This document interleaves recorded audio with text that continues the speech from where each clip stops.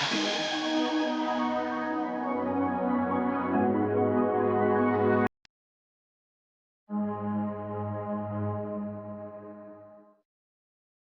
everybody, and welcome into my latest live broadcast. It's Thursday.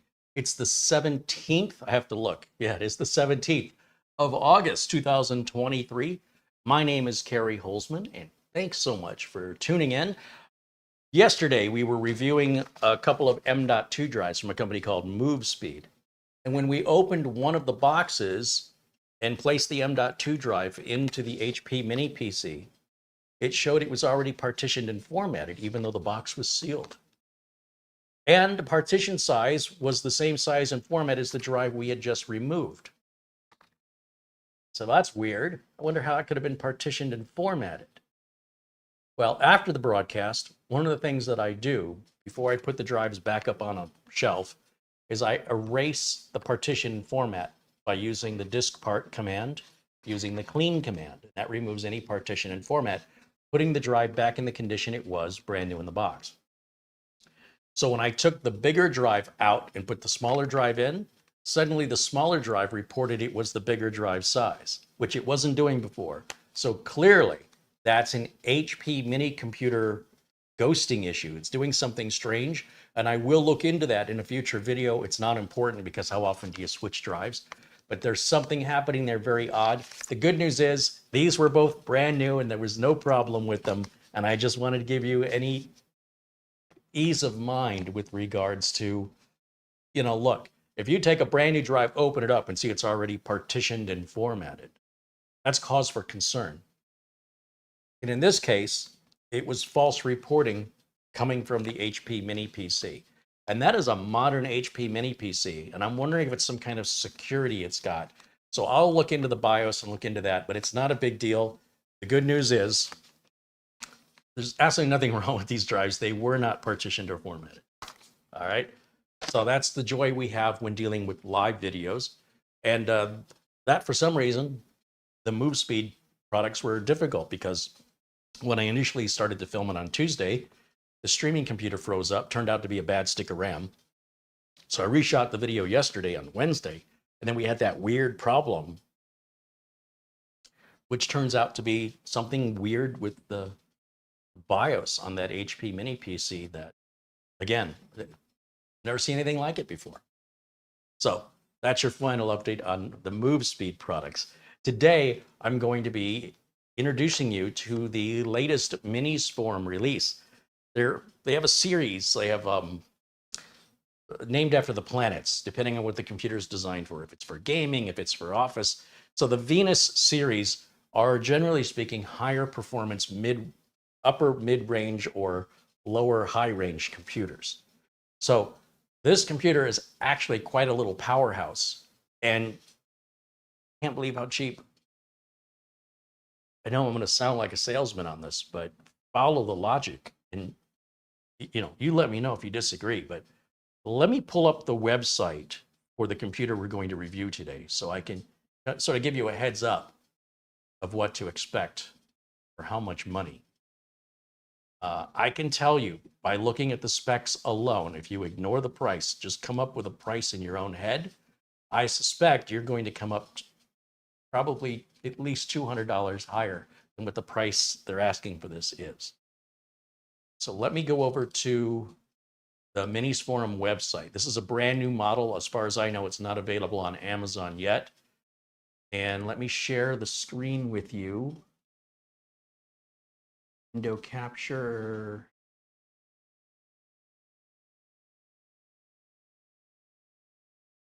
Okay, here we go. Check this out. The Minisforum UN1265. Not much to look at, right? It's a silver box. Great. Not offensive, not outlandish or gaudy. It's just unassuming, and you'd never know by looking at it. But inside of this computer, it contains an Intel Core i7-12650H CPU. It's basically, they're all laptop components in these mini PCs. So an Intel i7 12th gen laptop processor is not as powerful or consume as much power as the desktop version, just so we're clear on that. Not an equal comparison to compare a desktop processor to a mobile processor. They do have this available, or will have it soon, in some other color they're calling magical blue. That looks green to me, but okay. If you'd like something to stand out a little more, there you go. I don't even know how to say this word. Heterogeneous? I don't know that word. Light and portable. Okay, and the interfaces. It's got HDMI, DisplayPort, USB Type-C, and the USB Type-C supports power delivery, which means you could plug your phone in and charge it. You could power the, like when I have that portable monitor, it'll provide power and the display to that portable monitor for a total of 3 display outputs at the same time. Now, with regards to the processor, this is a 7th gen, this is a Core i7 12th gen processor that has 10 cores. That's 16 threads. Basically, you've got 6 performance cores and you have 4 efficiency cores for a total of 10. And then the performance cores, the 6 performance cores are hyper-threaded. Efficiency cores are never hyper-threaded.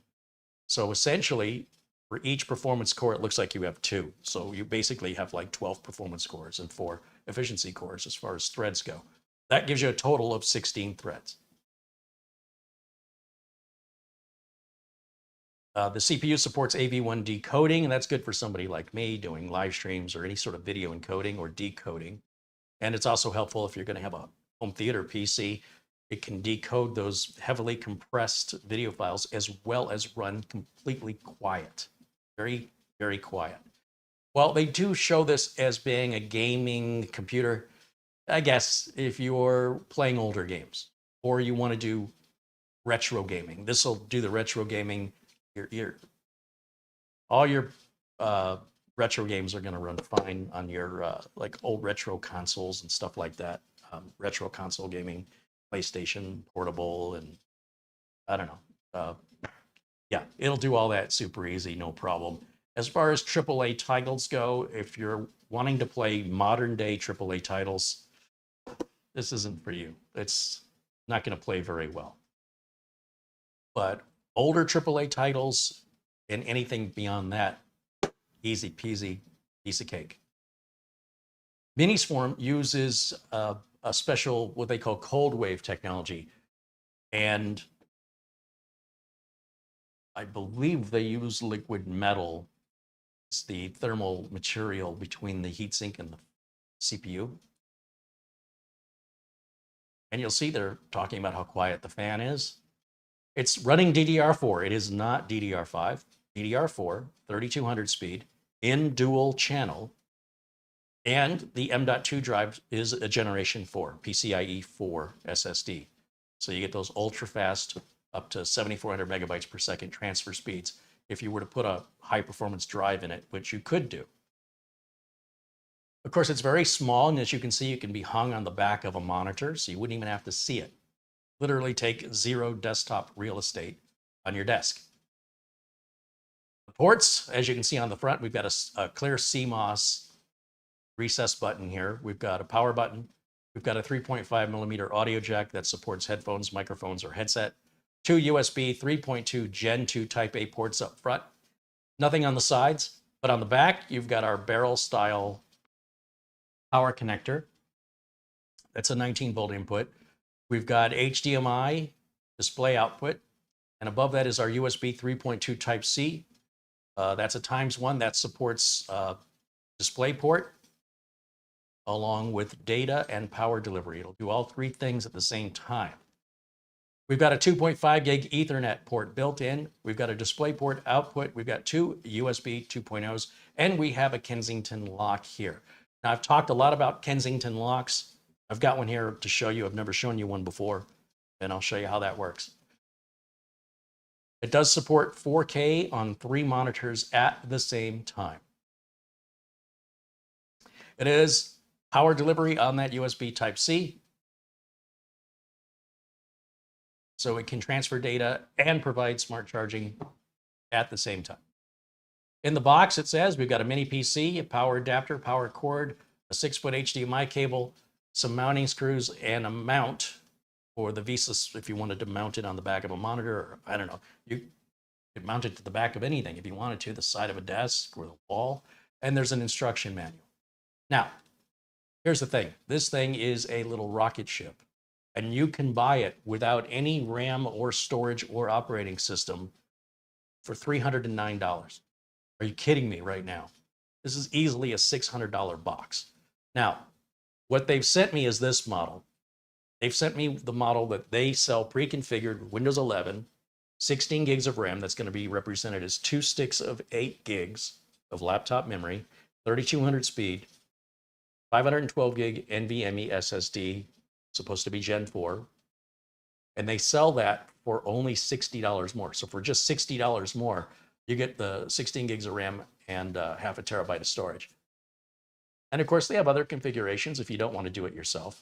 There's 32 gigs of RAM with the same size storage, or 32 gigs of RAM with 1 terabyte of storage. And of course, you'll see the price up here change accordingly.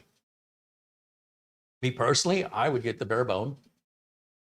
I'd put 2 sticks of 16 in it for a total of 32. If you want to, you can max it out to 64, but most people aren't going to use more than 32. As for storage, grab one of those Move Speed NVMe drives or the Fangjing 2 terabyte drives. They're very inexpensive. What are they, under $100? They can't be right. Is that right? I think it's right. Very inexpensive. Gen 4, very fast. And then get yourself Windows 11. You can download it legally and for free from Microsoft. You just have to pay to activate it, and you can save money on your activation by buying your product key from VIP CDK deals. We've been working with them now. This October, it'll be 2 years. And 99.9% of anybody that I've heard from that's worked with them has been very happy, many of whom have gone back when they needed more keys. That's how much money you can save and get good customer service. A lot of times when you're buying from, sellers that are selling something really cheap, you get no customer service. That's not the case with VIP CDK deals. So what I would do is I would order this as a bare bones. I get one of the Move Speed 2 terabyte drives, pop it in there. I get 2 sticks of 16 gig for a total of 32. I'd install Windows 11 on it. I would go to VIP CDK deals. Listen very carefully. I would install Windows 11 Pro. That'll cost me nothing to install it. Got a video showing you how to download the source material from Microsoft so you know it's not a pirated or hacked or a virus-infected file. Put a nice official Windows 11 Pro on there for Microsoft. That's not going to cost you anything. But now to activate it, go to VIP CDK deals and buy a Windows 10 Pro product key. Didn't you just say you put Windows 11 Pro on it? You did. But here's the secret. Windows 11 Pro product keys cost more. And Windows 11 Pro is a free upgrade from Windows 10. And I believe, let me think about this for a minute. Windows 7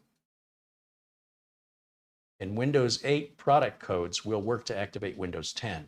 Windows 10 product codes will activate Windows 11, at least one activation. It ties to the motherboard. Once it's activated, you should never need to use the product code again. And you don't need the operating system that product code is for. So just because you're buying a Windows 10 Pro product key doesn't mean you have to install Windows 10 and upgrade it to Windows 11. That's not how this works. You just need a valid Windows 10 product key. That's it. You put that in as though it were a Windows 11 Pro product key, and Windows 11 Pro will treat it as a Windows 11 Pro product key. You're done. Now that stays tied to your motherboard for the life of the board. You don't need a Microsoft account. Essentially, if you ever had to wipe and reinstall Windows 11 Pro on your box that you followed these steps I've just outlined, you would say, I don't have a product key during install, as you would have the very first time you installed it, just like I always show. And the first time you go check for updates, the Microsoft Windows activation servers are going to say, hey, I remember this motherboard serial number. I've already activated a code to it. It will automatically reassign the product code back into your registry and activate it. You don't have to lift a finger. That's how it'll work for the life of the system. Unless you reuse that product code and you're successful, then you have forfeited this product code activation, and now it's going to be tied to the other machine. And that means this machine may come up as deactivated, or if you ever have to reinstall, putting the original product code back in it again won't work anymore. So if you think you're getting away with something by reusing a product code, it'll come back to bite you on the butt. Almost guaranteed. It's just a matter of time. The product codes for Windows 10 Pro cost about $16 US. You'll get them within minutes after purchasing. I recommend you use PayPal to pay for it. And I haven't covered this topic in a while, so I'm going to cover in a future video how to download and install and activate Windows 11 Pro doing everything I just explained, but I'll make a video just for that. And then I'll make a video showing how you can download and install Office 2016, which is the last version of a perpetual license of Microsoft Office that does not require a Microsoft account to activate. Now, Microsoft Office 2016 and 2019 expire the same day Windows 10 does, on October 14th, 2025. So you still have a couple of years. After that, no more updates. Product will still work, but it's not going to be a safe product the longer you use it. Office 2021 is the latest version of Office that you can buy. That's a perpetual license, but it does require a Microsoft account, and it expires 1 year later in October of 2026. Then what do? Well, it's all Office 365 from there on out. Unless Microsoft changes their mind, it'll be subscription-based only. All right, so that's the information as I have it. I want to say thank you to the folks in our chat room that have already contributed today in Super Chat. So my thanks to Paul O'Brien, who sent an Amazon gift card, and he sent a little note that I wanted to read to you guys. Maybe it'll inspire you. Paul joins us from Ireland, and Paul says, my new PC build, which I built a couple of weeks ago, was running perfectly. I bought the i5-13500 CPU, the ASRock Live Mixer motherboard with Corsair Vengeance, RGB 32 gig, 6200 megahertz RAM. I've got a Thermalright air cooler, and he bought 2 of the 2 terabyte Fengjing S800s. I hope he bought the S880s. They're faster. He bought what he thought was an NZXT H7 Flow, but it was actually, I guess, a Game Midas case in white. He said it's good on airflow, but crap on cable management. He also purchased Windows 10 Pro from my links via Amazon. I don't have any links to Windows 10 Pro from Amazon, but regardless, he used the Windows 10 Pro key to activate the Windows 11 Pro he installed on his new system. It all is working great. So that's a good build, Paul. Coincidentally, tomorrow, Mitch Morrison will be joining me, and we do a live video every Friday at 1 p.m. Pacific time. And we're going to pretty much build that system, except we're using an H5 Flow NZXT case, no RGB, no RGB RAM. And we're going to use a Corsair Crucial T700 Generation 5 2 terabyte SSD that transfers data supposedly at 12,500 megabytes per second. It's a best bang for the buck build, except for that storage drive.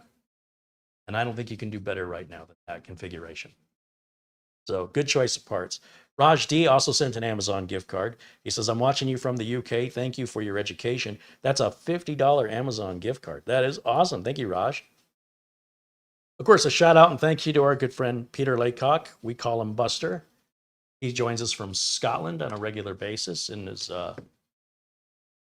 very, very generous in his support of the channel, enabling us to make a lot more content. And we'd like to stay away from sponsorship. If there's products I use in my business, of course, I'm going to take a sponsorship from them. There's always some concern about the journalistic integrity of a reviewer, especially if that reviewer is getting paid money to review the product for the manufacturer. There's almost no way possible, almost, to have a YouTube channel larger than mine. When you get up to, let's say, 1 million subscribers, it is virtually impossible in the tech sector to do that without sponsorship. And when you're taking on sponsorship, you're taking on tech sponsors for a tech audience, but you're reviewing tech products, and you can see how that can cause a conflict. So what I do is a bit different. I try to be independent as much as possible. If there's a product I already know I'm going to like, I reach out to the company and say, hey, would you work with us so I can get my audience a discount? If they won't give you guys a discount, I don't take the deal. You've got to know that. It's not just about how much money can Carrie make. It's got to be a win-win-win. The manufacturer has to have an incentive where they're making sales and acquiring new customers. There is something called customer acquisition cost.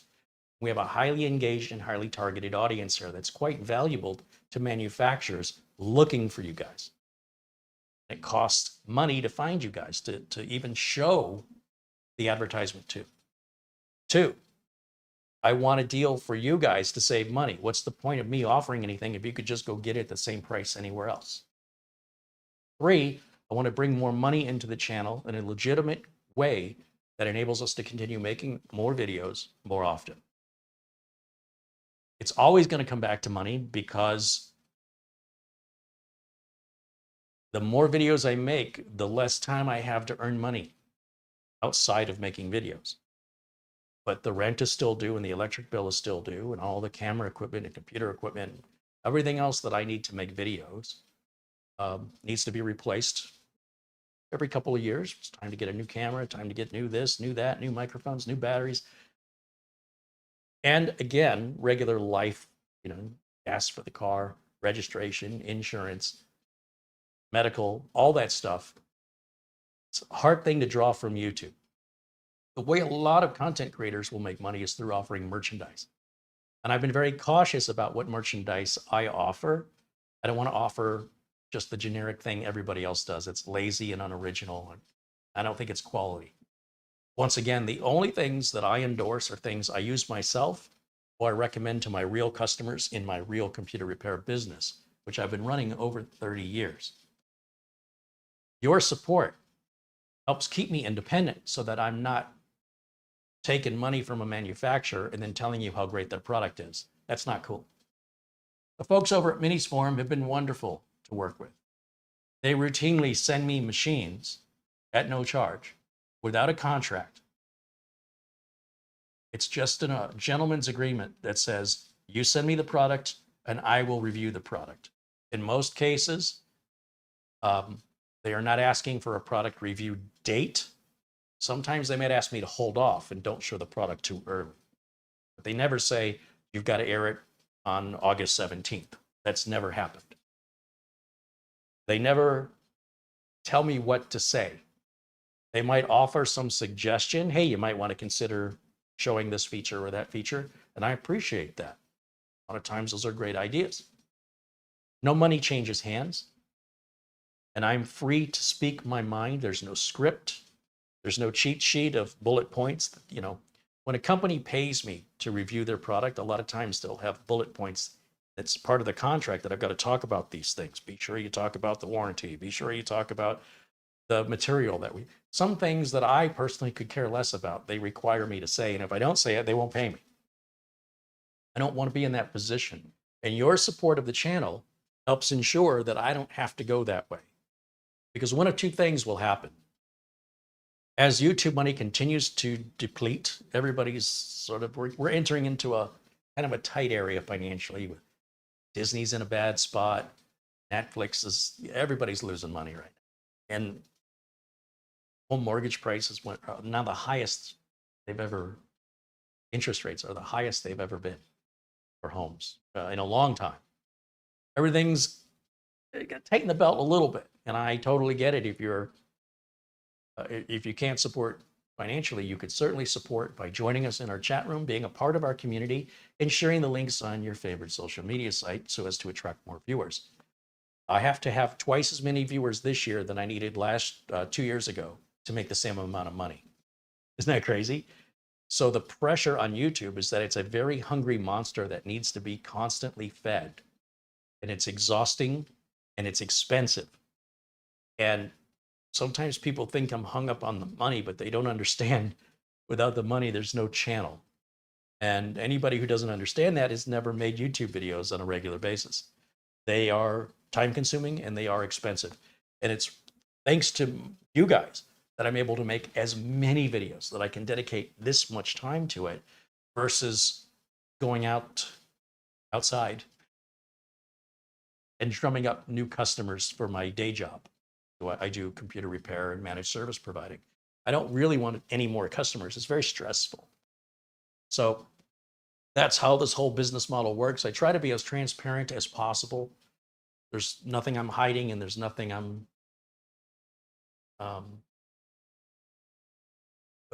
intentionally keeping from you, right?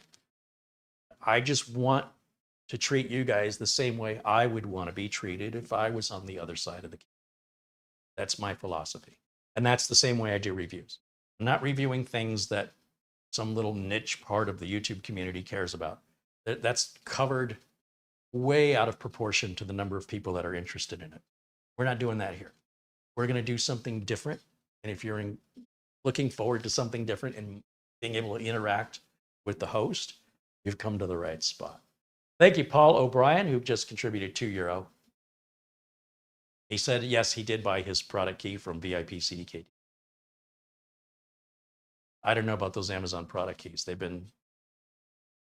Amazon's got some strange and fishy third-party sellers. So at least with VIP CDK deals, we know what to get. We know they have a history. We know it's all legal. And we know that the product keys you're getting are legitimate product keys. It's all verifiable. The only people who make claims otherwise never actually bought one and tried it. So be aware of the people shouting the sky is falling. They have no clue what they're talking about. Ask them to prove it. And a Google search is not proof. Somebody writing something on Google is not evidence of something that's true. Actually buy the product key and run your own test on it. And you'll see it's a legitimate retail product key in most cases. And if you have any problems with it, their customer service is there and will take care of you always. You get customer service the first 30 days. Don't buy the product key and then go to use it 6 months from now, and then you have a problem and reach out to customer service. You can, but I'm saying you shouldn't expect it, because 30-day returns is pretty normal across the industry, whether you buy something from Amazon or Best Buy. If you haven't used it in 30 days or you haven't had a problem in 30 days, it looks like you're the one being the scammer. That's what scammers do. Now, I've heard from people that did have issues. They've held on to product keys for a while, and in most cases, they still work fine, no problem. But in a rare occurrence where it didn't work, they reached out to VIP CDK deals, where I would expect VIP CDK deals say, look, this is highly suspicious. 6 months after the purchase for a very inexpensive product, just buy another one. But no, VIP CDK deals took care of them, to my surprise. And I'm delighted to hear that. But it's certainly nothing I'm going to guarantee to you. Don't buy the product keys until you need them, please, so you have that customer service guaranteed. All right, Ben Laird with a £5 contribution. Ben joins us from Scotland. Thank you, Ben. Avery Ramstorff contributing $2. Thank you, Avery. Hello to my friends, Douglas Burchell, Lou Greeny, Anna Lindos, David Moore, Les Stevenson and Michael Collis, Steve Mercure and Jason L, Stealth Mode, and Jim KJ3N. Garfield Rupe renews his membership for month number 8. Says, thank you, Uncle Kerry, for having an awesome channel. Well, thank you, Garfield. Thank you for being a part of this incredible community. All right. I'm trying to think, did I ever turn this thing on and boot it up? I don't think I did. I think this is still fresh in the box. I think I took it out so we could take a picture of me holding it in the thumbnail that Camera Girl did. I don't think I've ever powered it on.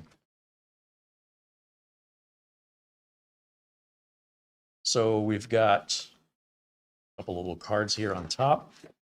There is the mini PC as shown online. In the box, we've got some foam here. That out, and then there's a little cardboard lid. Oh yeah, I never turned this on because I can see the power supply is still in the factory package. There's our HDMI cable, 6-foot standard HDMI cable.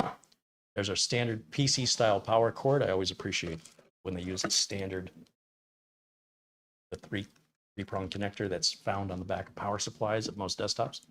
And there's our VESA mount and mounting screws for the VESA mount. That's it. That's all that's in the box.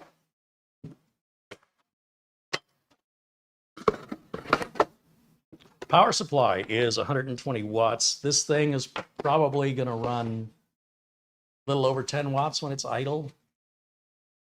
And if you push it really hard, it may draw from the wall no more than 80 watts, I would guess. So the power supply is overkill. That's good because that means the power supply won't get as hot because it's not working as hard. And if you live in a country where electricity is expensive, you know it's pretty minimal on the energy usage, especially for the amount of power you're getting in region. Obviously, if you need something lower power, don't expect it to run as fast. All right, you got one goes with the other. So let's see, we have our power supply. Oh, you know what? Let's open it up first. Let's do that. Let's see what's inside of this thing. Now, the folks over at Minisforum, they like to cover up the screws with rubber feet, and it drives me crazy. It's all well and good when you only have to do it once, but if you're opening this thing up multiple times over the years, eventually these rubber feet are not going to stick anymore. I wish there was a hole in the center of the rubber foot so that we could easily access the screw. When the machine is new and the rubber feet, the sticky tape is still relatively fresh, it should peel off and re-stick without a problem. So it's not an issue to be concerned about right away. There are no spare feet. There's no spare sticky pads. So if you're unfortunate and you go to pull a foot off and the sticky pad sticks to the base of the computer, well, it's time for you to get some Gorilla Glue or hot melt glue gun, something like that. So I'm just using my thumb to pull up on these rubber feet. No special tools are needed, just strong thumb strength. Okay, so these two went to the front of the unit. Sometimes they're shaped differently, the rubber feet. I don't think these are, I think they're all the same. Kind of make a little pattern here on the desk of which corner they came, just in case. I think they're all the same.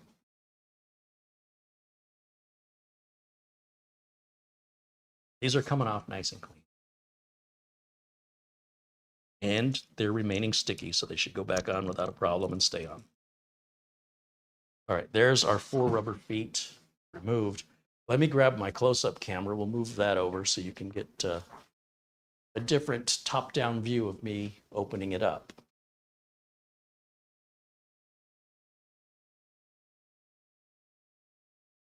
Let's see, I need an HDMI cable to plug in, like so. Probably helps if I'm not standing on it while I'm trying to plug it in. There it is. And then I'm going to turn this camera on. So I'm going to estimate where we need. There. Yes. And let's try close-up camera. What? Oh man, I got to lean all the way forward like that. It's a little easier. All right, so these holes, there's a screw down there, and they're pretty narrow, so we're going to need a narrow driver. It's going to be a regular Phillips head, so I'll just use this precision driver kit from Harbor Freight Tools. I think Nick Poverman sent this to me many years ago. Never really needed it until recently. All these mini PCs now are starting to change the types of tools that I need to use on a regular basis. That screwdriver feels a little too narrow. You get one that's a little bit wider. Let's see if this one's going to be. Oh, much better. Okay. 1, 2.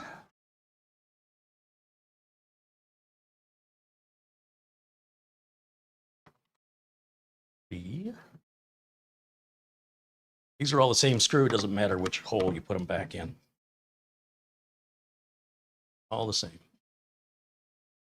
Now you'll notice there's an arrow that indicates when we're going to put this back on that this is going towards the front. There's a little cutout right there. I don't know how well the camera can pick that up.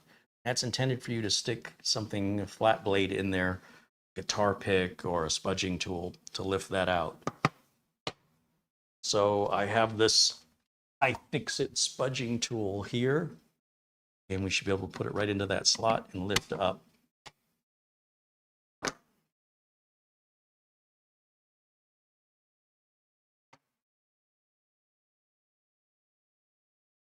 Should just pull straight up.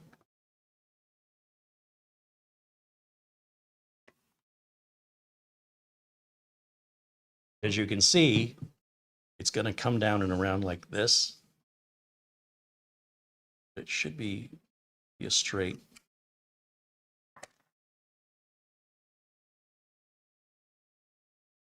That's a little bit tricky. Problem is this appears to be in a bit of a groove in the silver here. And these I/O ports, they stick inside of the holes about 1 millimeter or 1.5 millimeters. And they're preventing me from lifting this up. So essentially, you might need to get something in here to pry it away from these I/O ports so that they're not sticking through the holes.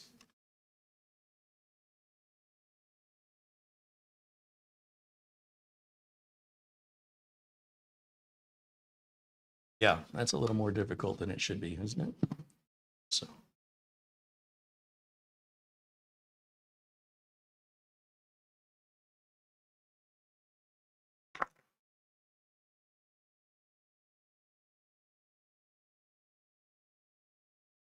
If I break it, we'll blame Nick Poverman if I break it.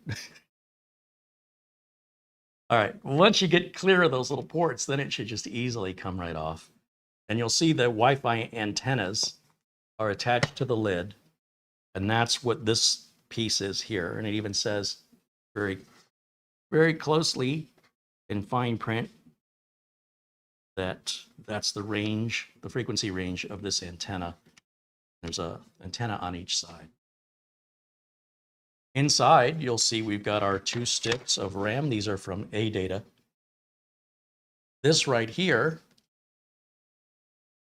this is a SATA connection for a 2.5-inch drive that's already connected down on the board, and it's neat that it just snuggles right in there to keep it secured if you're not using it. In the lid, we've got these ports, posts with holes. And what just happened right there is if you look, the soldering point that holds that wire onto this base, just because I'm moving this around without disconnecting it, that wire's awfully stiff. And it's just an antenna, and it doesn't take much to accidentally pull these off or to secure them back down. As long as it stays soldered there, we're good. This extra piece there is really just there for just an added ground and more safety to keep the wire from breaking. So it did what it's supposed to do, but looking in here, we've got our NVMe drive right here, Gen 4. We've got our Wi-Fi. This is Wi-Fi 6, isn't it? Obviously, they're very easy to replace this if you wanted to upgrade it to Wi-Fi 7 when that becomes available, or something later beyond that. Our RAM, made by ADATA, is 2 sticks of 8 gig, 3200 speed. And this is our CMOS battery right here. That's all she wrote. Now, I should be able to put this all back together. As long as the wire stays soldered on there. It could use a little bit of glue. Nothing a hot melt glue gun can't fix in about 3 seconds. But do be aware of that if you're going to open these up. Most of these mini PCs will have Wi-Fi antennas on one of the removable panels. And if you pull on it too hard when you're taking it off, you'll just rip those wires clean off of their solder points. And if you're handy with a soldering iron, it's super easy to fix. However, if you're not handy with a soldering iron, you're in for a bad day. Obviously, I don't need this to tell me when it's the front, when very obviously there's only one way that this is going to go back on because of the dip right here that slides into the groove. So let me put the screws back in it before I lose those, because, you know, that happens.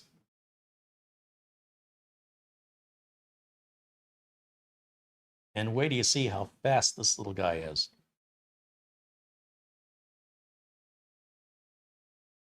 At the $300 price point, I would expect something more along the lines of an i5. The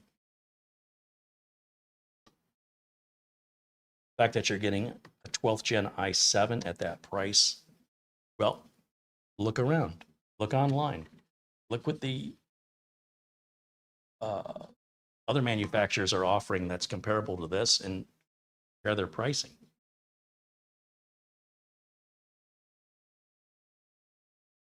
Stick our rubber feet back on.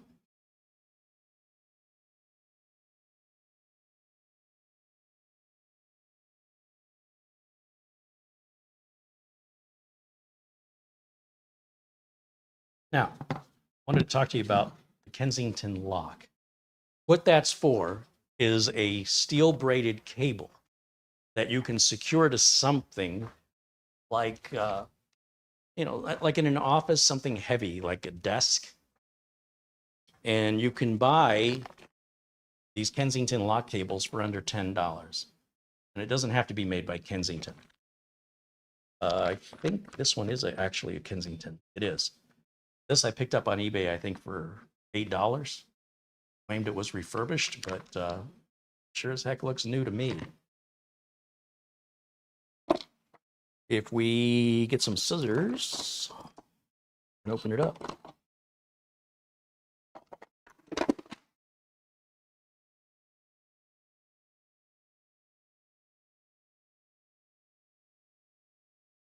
So the way this cable works, there's a nylon zip tie on it.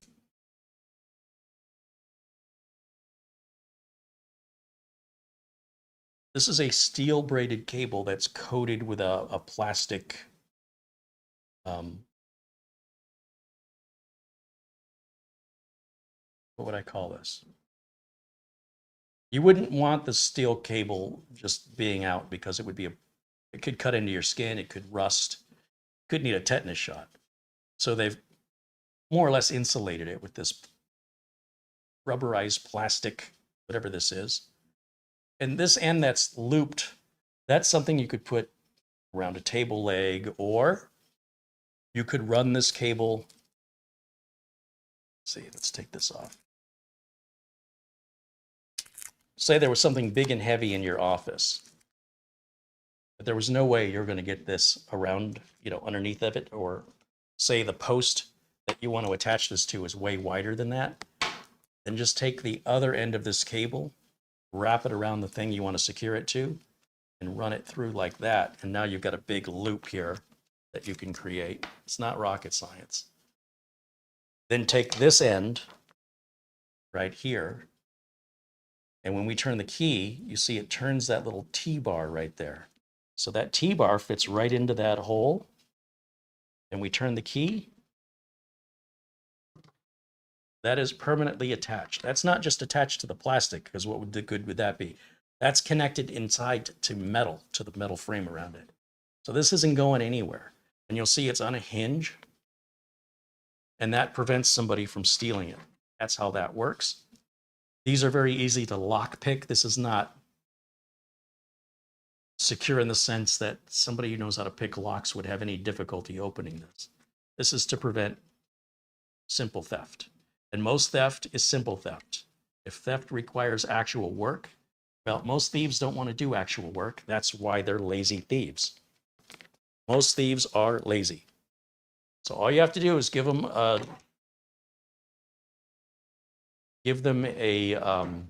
deterrent, and that's enough to turn them off. They'll look for something easier to steal in most cases.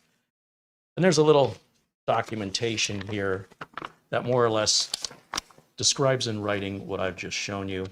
You do get 2 keys, as you do with most locks. And they do show that you could loop it. Here they show it looped around the leg of a desk. Or you can actually just use the loop itself around something that's narrow enough. Either way. They're very inexpensive, and if you're worried about these little computers walking off, like in a public building, well, it's very inexpensive to secure them. They're secured. They're not going anywhere. Don't want to lose the key. Okay. All right, let's go back over to camera 1. There we go. And we'll turn this camera off. And I'm going to step over here and move that camera aside. It's in our shot. It was the shot, and now it's in the shot. Yeah, ain't modern technology great?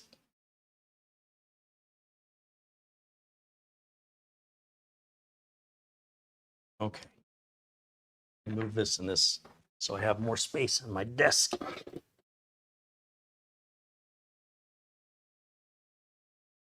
All right, should we fire it up for the first time? Give it power supply, HDMI cable. I don't want to plug it into the network yet because I haven't set up Windows. If it detects a network when we're setting up Windows for the first time, it'll force us to create an online Microsoft account.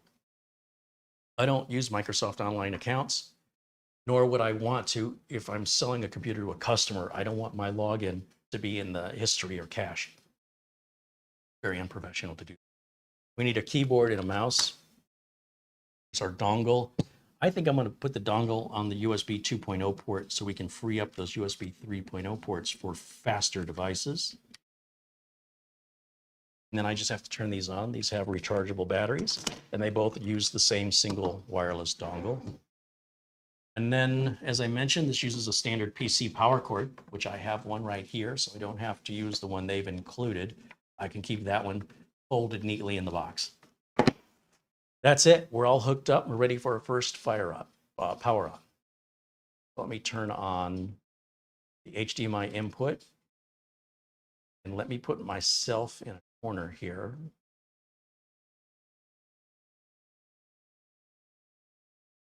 Right about there should be good.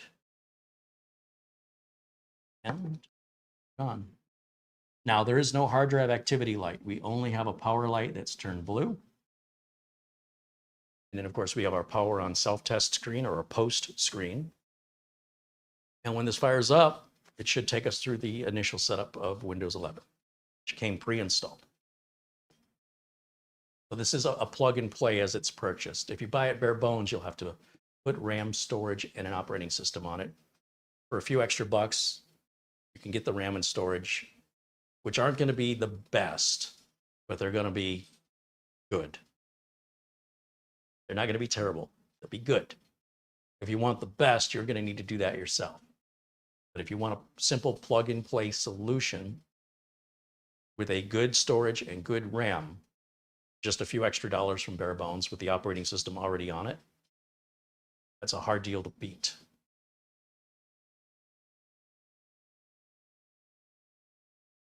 Okay, so no differently than when you've ever seen me install Windows 10 or Windows 11, I always go through these screens the same way.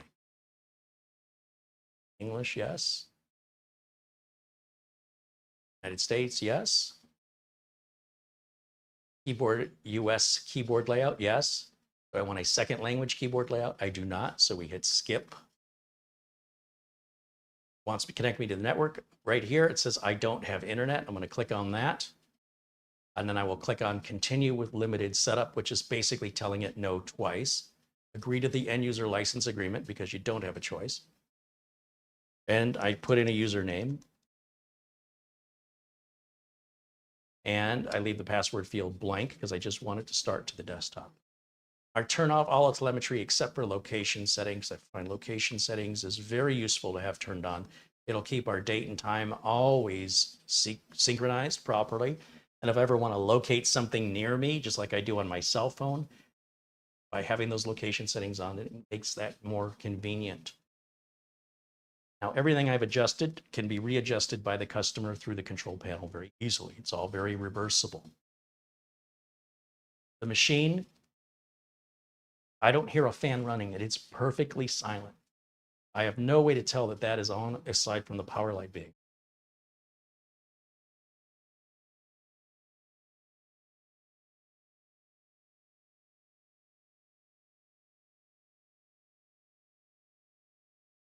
Mike Harden contributed $5 via Super Chat. He says, thanks for all you do. Right on, Mike. Thank you for supporting the channel.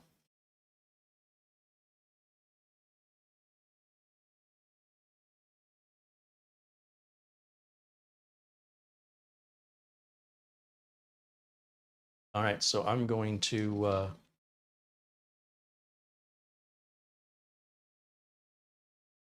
just waiting here for the finalization of the Windows 11 setup. This is the same on every new install of Windows 11. The length of time it takes to get through this kind of depends on the build that you're using and the performance and resources available of the machine you're using. This one happening relatively quickly. Now that we're up and running, I can grab the internet cable or Ethernet cable and plug it in back here.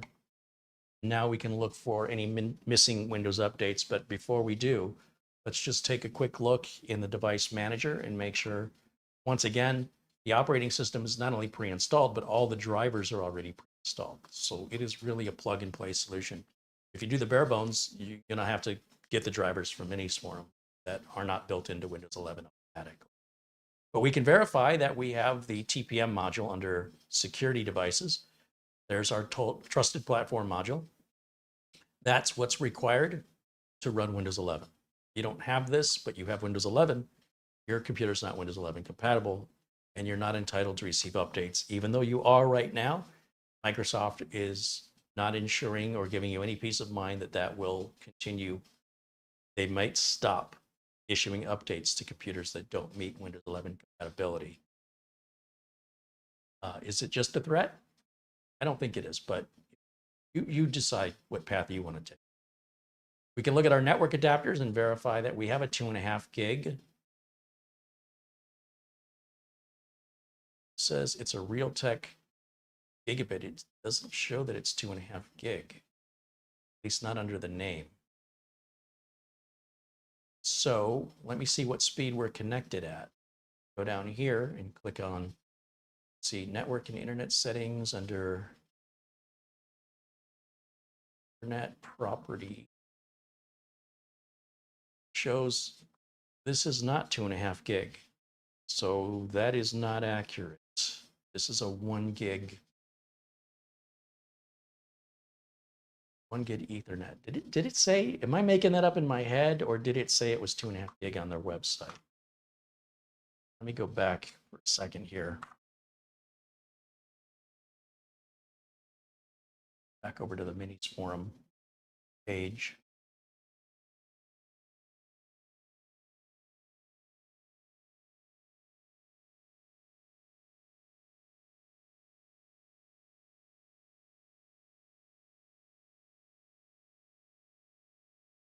Interface.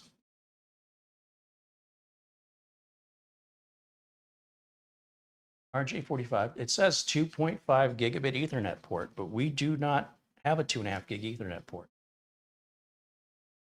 I'll have to reach out to my contact at Minisforum and find out if I was sent a prototype or if they have a typographical error website. We are looking at the right model, right? UN1265, UN1265. I'm confused. Let's go back.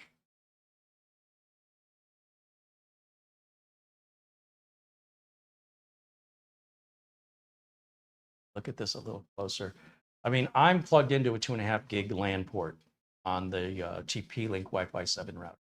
So if this were 2.5 gig, it would say it's connected at 2500, not at 1000. And here it says 1000. So looking again in the device manager, you can also verify that that's not a 2.5 gig network port. So it looks like we have found a discrepancy. Okay, good to know. If I really wanted 2.5 gig that badly, I can just get a USB 2.5 gig cable. Plug it into the USB 3 port. My biggest concern is they're telling me it comes with it. It's not the fact that it doesn't have it that bothers me. It's the fact that they told me it's supposed to. So we'll get to the bottom of that after the show. I'll send an email. We'll find out what's going on. And I'm very curious as to the performance of the drive. So let me grab my utilities flash drive here, and we'll plug this into the front USB 3 port, and we'll copy off a couple of utilities that I use.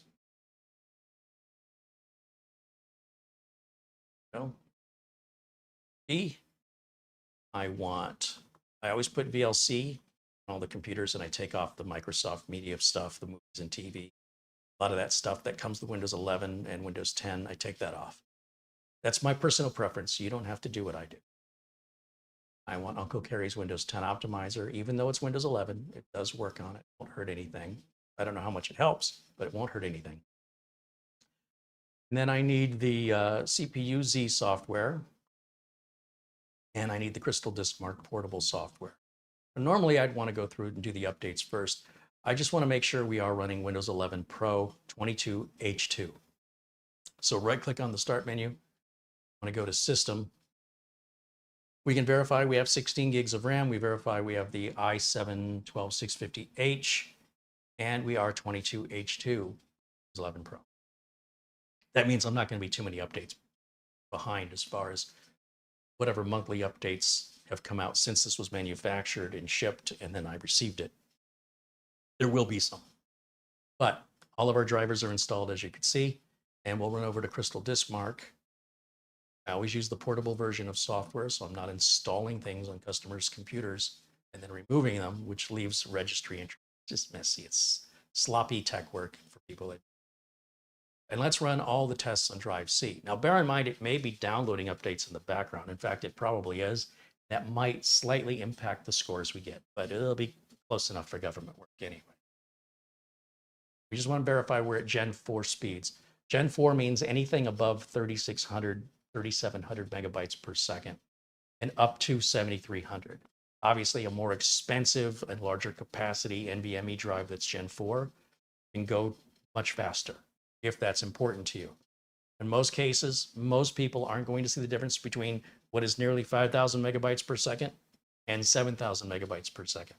A few of you will, most of you won't. Outside of running a benchmark like this, there's no way you could feel it. Not likely anyway. Some of you are exceptions, but some of you are very special people. Talking about the special ones. Okay. If you've got the money and you just like to see the big numbers, spend it however you want to spend it. But nothing to be ashamed of at 4,800. That is absolutely much faster than a Gen 3 drive. And we all know how impressive the Samsung 970 EVO Gen 3 drive is. And this is nearly 50% faster than that. 35%. A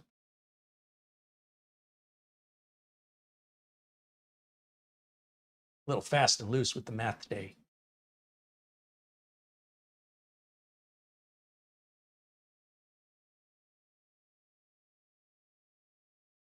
Let's see, saying in the chat room here.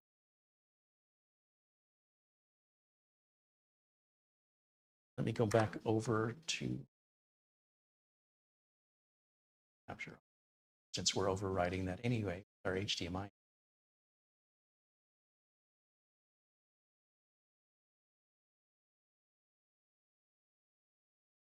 And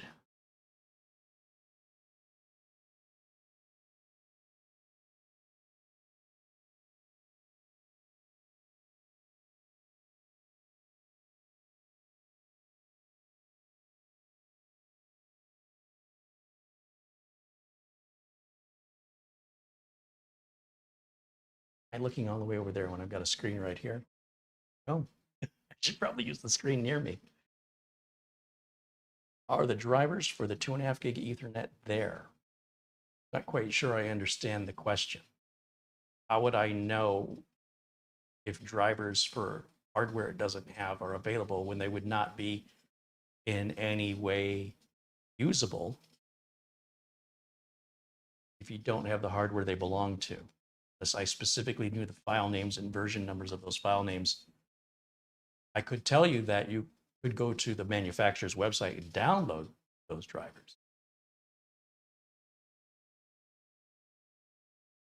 Not quite sure I'm understanding the question. Carrie, set it to full duplex on the NIC. Well, it's out of the box as it came from Minisforum. We've unboxed it and plugged it in and turned it on for the very first time, gone through the out-of-box experience. The device manager says it's a gigabit Realtek Ethernet controller. It doesn't say it's a 2500 or a 2.5 gigabit. The device driver itself is a regular gigabit Ethernet controller. Gigabit Ethernet means 1 gigabit. It doesn't have to have the number 1, just be 1 gigabit. Gigabit, when used on its own, means 1 gigabit. So unless you are saying it's multi-gig or you put a number larger than the number 1 in front of it, the driver we have can only go 1 gigabit. And the driver we have is for that specific piece of hardware made by Realtek. I think Realtek has an auto driver installer so that you can download this driver package, because I know Intel does this. And it'll auto detect whichever card you've got, and all the drivers for their family of cards are all in this one package. It assigns it. But we are at 1,000, 1,000. We could check just to make sure it hasn't been manually set to 1,000. But again, the driver, the device driver itself says this is a 1 gigabit Ethernet controller. So looking at duplex or looking at any set speed means you're ignoring what the device says it is. So if I told you this car has 3 gears in the transmission and you said, well, open it up and see if there's a 4th gear, it's labeled as a 3-gear transmission. Why would you think there's a 4th gear? You have nothing else better to do? I mean, what evidence do you have to support that's even worth looking into when it's lining up and doing exactly what the title of it says? Driver says it's a gigabit Ethernet controller and it's running at gigabit Ethernet speeds. Now, if it said it was a 2.5 gig or a multi-gig Ethernet controller and it was running at gigabit speeds, I'm with you. Then Wokinek becomes a supporter. Welcome to our tech club, Ken.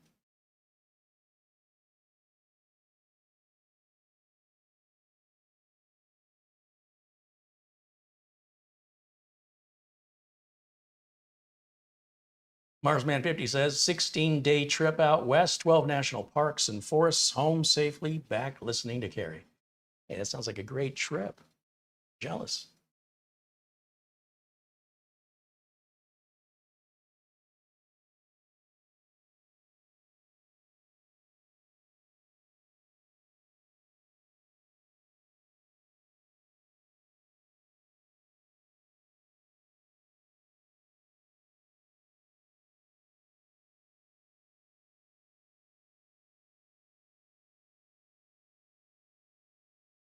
Victor Calendar says, I sent you an Amazon gift. Oh, did you? Let me see.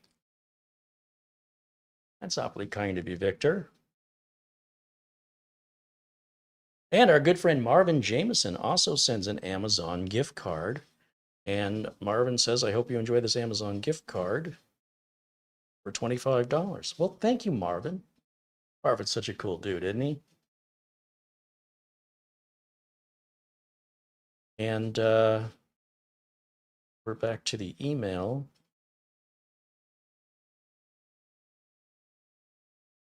Yes, Victor Calendar sent £3 from amazon.co.uk. Victor, I cannot use your gift card, unfortunately. You have purchased it from amazon.co.uk.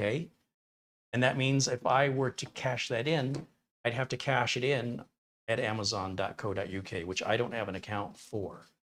You have to send it in US dollars from amazon.com. And if you're not quite sure how to do that, there's a little link at the bottom of the page to reach out to Amazon customer service. And you can ask them how to retract that gift card. And if you want to resend it, how you would send an Amazon.com gift card in US dollars. I appreciate the thought. That was very kind of you.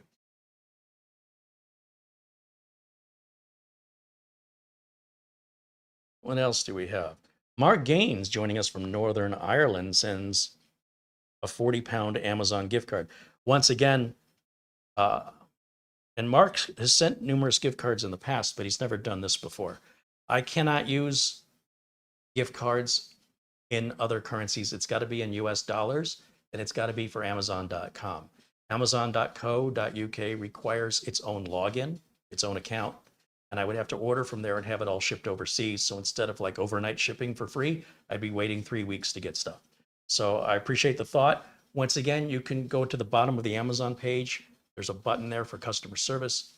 You can explain mistakenly sent a gift card in from .co.uk when you meant to send it in US dollars, how to retract it. And of course, if you want to resend it, then you can do that again. But again, it's the thought that counts. And thank you both very much for the attempt. $7.77 Amazon gift card from our good friend Alan Lindas. Thank you, Alan. Alan's joining us here outside of Phoenix. We have 114 degrees scheduled for today's weather. And it should be cooler the rest of the week and next week by about 7 degrees.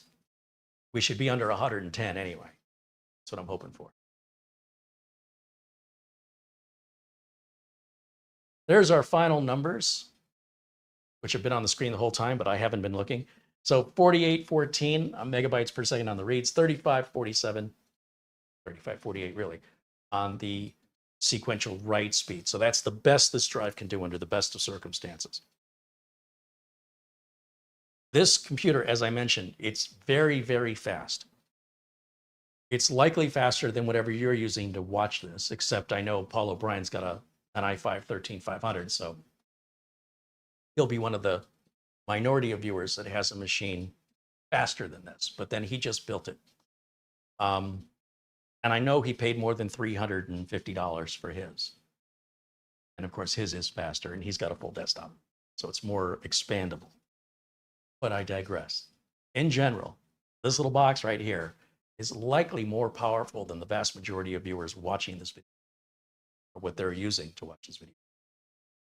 And it's very affordable. It's from a reputable company. It's got a solid reputation and very easy to get into and work on. Everything's replaceable, dual channel RAM, Gen4 NVMe, very easy to upgrade or replace that. You can replace the Wi-Fi card. What's not to like? Are there any questions that any of you have you'd like me to cover? Happy to answer them. Mark Gaines says, Carrie, it gave me the option to pay in dollars. Well, it didn't send it in dollars. It sent it in pounds, and it sent it from amazon.co.uk gift card instead of an amazon.com gift card. Amazon.co.uk gift cards must be used at amazon.co.uk. I cannot cash them in and have amazon.com accept an amazon.co.uk gift card. You'd think it's all the same company, but they operate as different entities. But it's really easy to retract that gift card and to resend it the way you've sent it in the past. You've never done that before, and it's weird. That and the one from Victor happened right within a few minutes of each other. I haven't seen that in months. Something in the air today. Jane Perkins provides an Amazon shortcut link to purchasing an Amazon.com.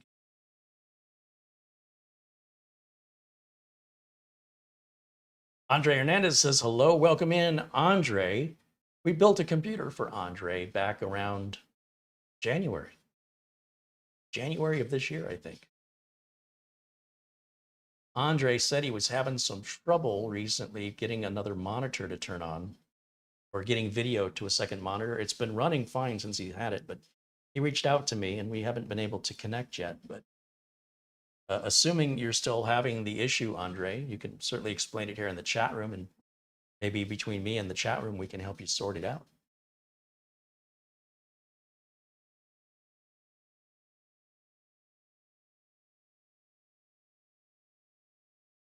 We'd also like to know when the problem started. Did you make a change? Did you move the computer? Did you buy a new monitor? Did you change any cables? What if the computer was running great and now you can't get a second monitor to turn on? Did you make a change to something that resulted in the second monitor suddenly not being able to work anymore? Or was it working fine one day and then one day you come in and it's not working fine anymore? That will help us a lot to find an answer to this problem.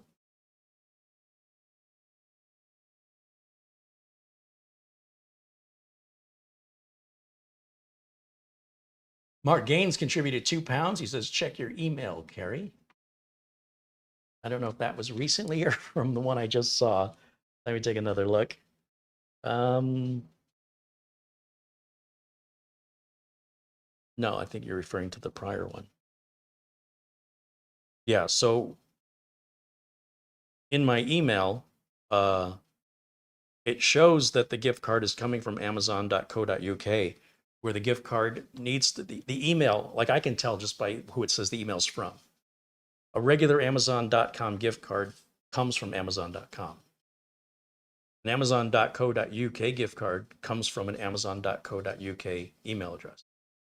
So I can tell immediately just by looking at the inbox that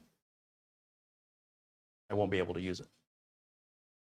So at the very least, just claw your money back from Amazon. Please get your money back, because I can't cash that. All right. But again, I want to thank you sincerely, because it's not many people who do give, and your intention was in the right place. It was just executed wrong. Starshine says only 130 days till Christmas, and Santa has a cracking joke for me, which I'm not going to listen to for fear of chronic depression, according to Alexa. All right, well, there you go. John Rogers said, I'm leaning towards this Miniforum, just the basic model. Yeah, get the bare bones model. Let's look at how fast this thing boots up. Let's do that.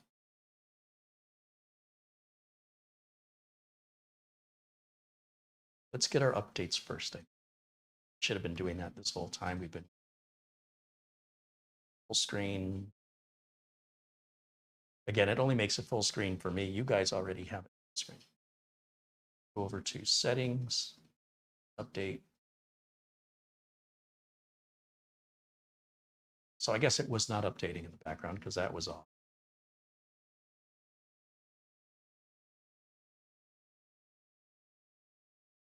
Go ahead and grab these updates. There's not a lot of updates waiting. And then we'll look under advanced options just to see if there's any driver updates. And there does appear to be 2 optional updates here. And one is a display driver for the built-in graphics. One is, it sees my capture card as a monitor. That's fine. It won't hurt to put that on, download, install those, just so keeps my OCD happy to see there's no updates available. So I just apply it and I don't have to look at it, even though it won't do anything. Couldn't hurt. That's my main concern, as long as it doesn't hurt. Okay. Take a look back into the chat room and let's see if you guys have any questions while we're waiting for downloads to install, download and install. Waiting for updates to download and install. This is the time for us to interact. This is the thing I do that most other YouTube channels, 99.9% of YouTube channels, and there's millions of them, do not interact with their audience at this level. So I hope you take advantage of it. I certainly want you to. Otherwise, it's just watching TV. You can go watch TV if you don't want to interact. Especially when you're watching this video live. Are you having a computer problem or a technical issue? We have a very knowledgeable community here. Don't just look to me for answers. Watch the chat room for answers too. A lot of times their answers are more accurate or better or clearer than mine. Not always, but it happens, and it happens frequently. Not ashamed to admit it. I'm very proud of it. Proud that I have such a capable community. Take advantage of it and join us.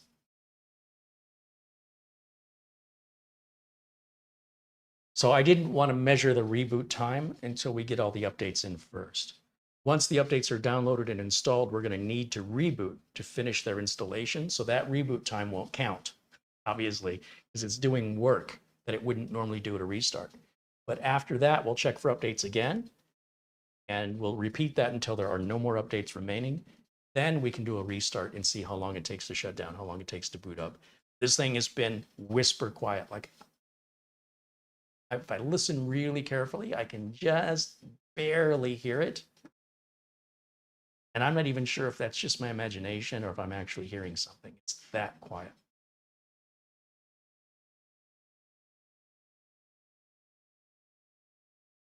David Ice said, I'm using my phone's hotspot to watch you today. Our Spectrum internet is down. Oh, that sucks. We are in August here in Phoenix, which is our monsoon season. That's typically where we get all of our big, heavy thunderstorms, lightning storms, heavy downpours of rain. Streets get flooded, trees get knocked over. It hasn't happened yet, but it's supposed to be coming. What we've got now is what we're calling a non-soon, because nothing's happening. But it is very humid outside. And so when it's 114 and it's humid, it's miserable. Like it's regularly miserable at 114. But when you crank up the humidity, which is normally single digit humidity, and now we're getting to like 60, 70% humidity, it's miserable. Oh, the other thing I want to do is adjust the power settings so this thing doesn't go to sleep on us. So I'm going to just edit the power plan. Oh, default, it's all set to never. I'm okay with that. Then the other thing is I don't like this little cartoon down on my search bar down here. So to get rid of that in Windows 11, I just type in search missions, there it is, and hit enter. Scroll all the way down, and this last one here that says show search highlights, just turn that to off, and you'll see that little cartoony thing went away. Now, after a major Windows update like to 23H2, when that comes out in a couple months, that might turn itself back on again. But it's no big deal to flip it right back off. When I say flip it off, I mean flip it off. Sherry McFarland said that Arizona climate sounds terrible. Well, come see for yourself. Come on out in August and see what it's like. It's fine. It's actually quite nice when you get into November, December, January, February, March. Starts really warming up in April. This year, we had a very mild winter, kind of a bit of a late summer, but when the heat hit, we had the hottest July ever recorded.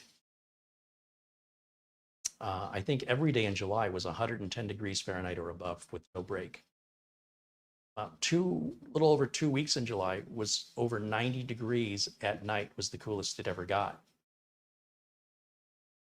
For over 2 weeks in a row, I think. So even at the nighttime, it's 90 plus degrees Fahrenheit, 3 o'clock in the morning when it should be nice with the sun down, but nope. Still very, very much running the air conditioning at 3 o'clock in the morning to keep that AC, keep the house temperature ideally below 80. I usually set the thermostat at 79. And then basically the thermostat will click off at 78 is what it does.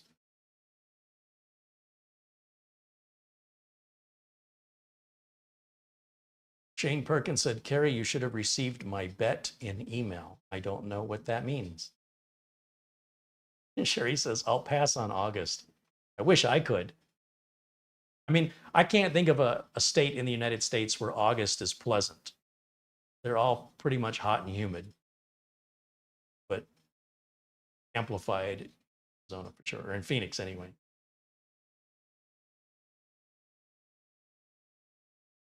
Les Stevenson said, hey, that's a fantastic machine and a fantastic presentation. Says he's going to take his leave, say hello to Camera Girl, and he's going to watch tomorrow with the build that Mitch and I are doing. Right on, Les. We'll see you tomorrow. Thanks for stopping in and hanging out with us today.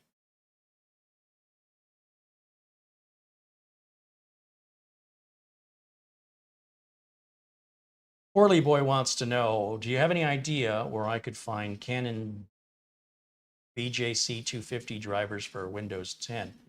Canon BubbleJet 250. Oof. What year was that made?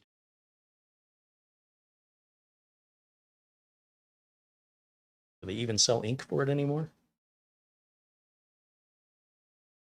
Let's see. Canon BJC 250.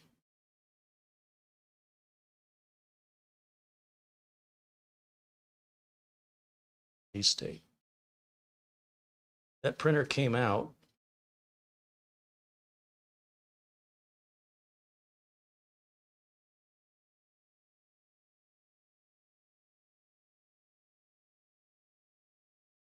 $30 years ago. Is that right?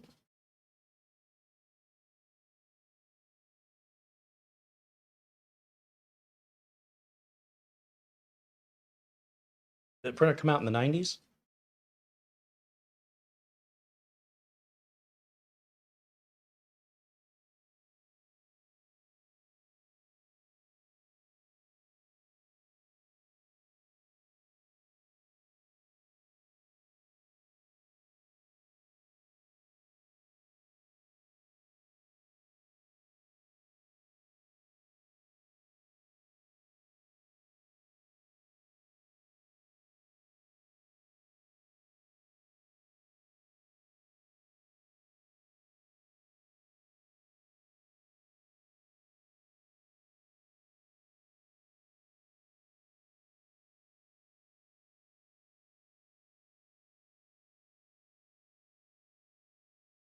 Yeah, as far as I know, there weren't drivers for Windows XP or Windows Vista or Windows 7 or Windows 8 or Windows 10 or Windows 11. It's that old.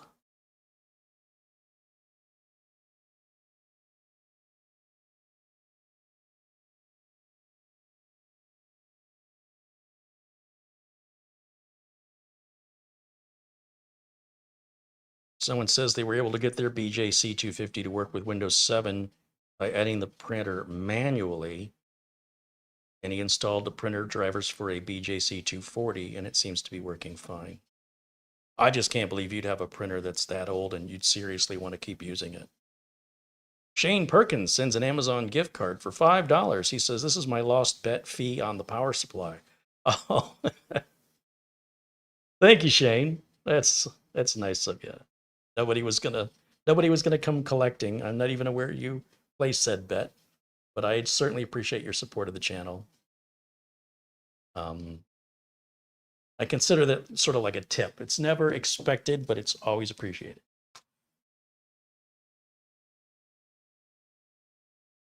Now, please don't think this computer is slow because of how long these downloads are taking. My internet connection is slow.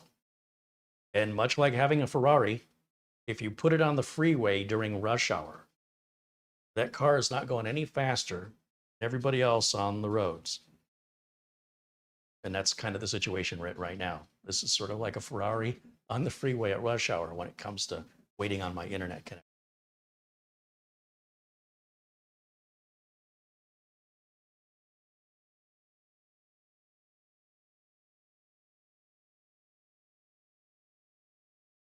Les Stevenson said, "Carrie, it's 78 degrees Fahrenheit here in Toronto, Canada, with rain and thunder tonight."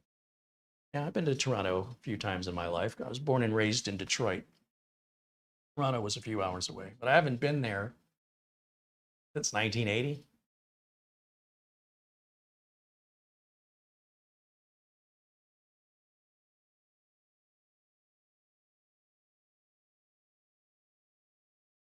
Andre said, "I've always had two monitors and everything works fine. And one day I came into the office and I lost a signal on one monitor. I went to display settings to click on detect, and a message popped up, said it didn't detect another display. So what I would do is reverse the cables. take the cable running to monitor 1 and plug it into monitor 2. Take the monitor from monitor 2 and plug it into monitor 1. If monitor 2 works, then you might have a bad cable. Monitor 2 doesn't work. Remember, monitor 2 should now be displaying monitor 1. Monitor 1 should say no signal.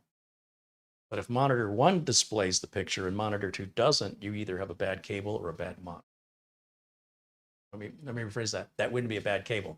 In that case, that would be a bad monitor. Yeah. So just switch the cables. Take the cable from monitor 1, plug it into monitor 2. Cable from monitor 2, plug it into monitor 1, and let us know what the results are.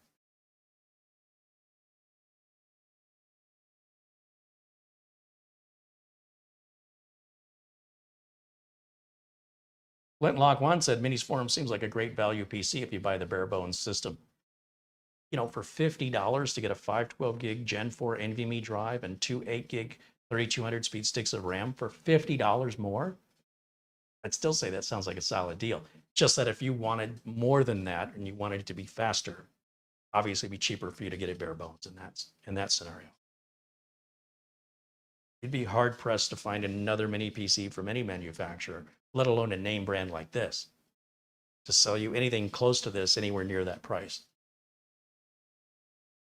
Prove me wrong. Prove me wrong.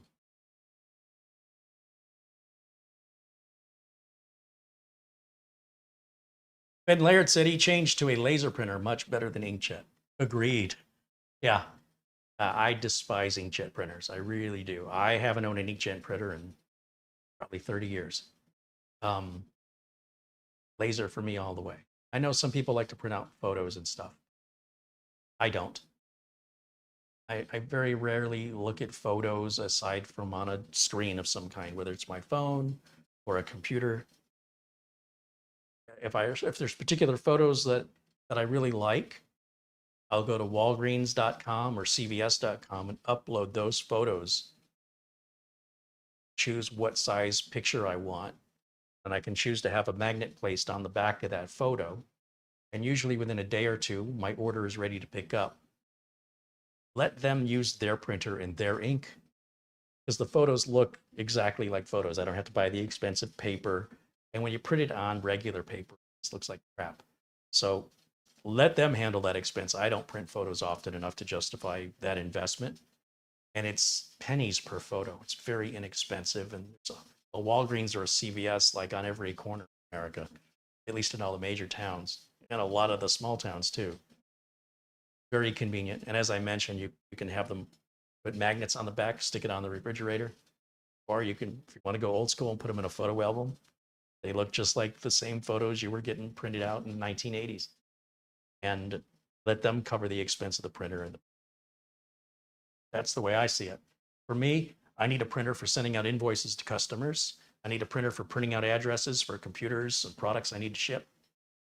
I wouldn't want to use a bubble jet or an inkjet printer because it's just black and white or grayscale printing. Heads clog up. There are a lot of maintenance. I also like the flatbed scanner, and I realize you can buy inkjet printers, flatbed scanners, but they have the laser jets with flatbed scanners for under $200. So basically, when I'm sending out like those free PCs, I have to collect somebody's address. I have to get their address written down with my sending address, my FedEx information. I give the box and the piece of paper to the FedEx guy, and he types it in the computer, prints out a FedEx label, sticks it on, gives me the receipt. I come back, put that receipt on the scanner on the printer, scan that receipt, and then I send the tracking information and the copy of the receipt to the recipient. So there's no way a color inkjet printer would be beneficial to me. Also, I don't think I've ever changed a toner cartridge in this laser printer I've got here at Studio B. I've been in here 2 years. I'm still on the same toner cartridge.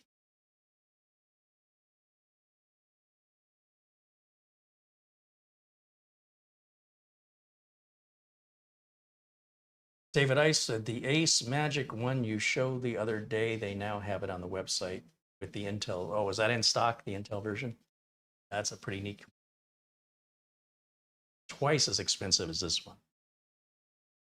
Jeremy Perry with a $5 super chat. Thank you, Jeremy. Victor said, gift card sent again. All right, let's take a look since we're just here waiting on this cumulative update to finish installing anyway. Yes, there is an email. Victor sent a $3 Amazon gift card. Well, thank you, Victor. Right on. I appreciate you, my friend.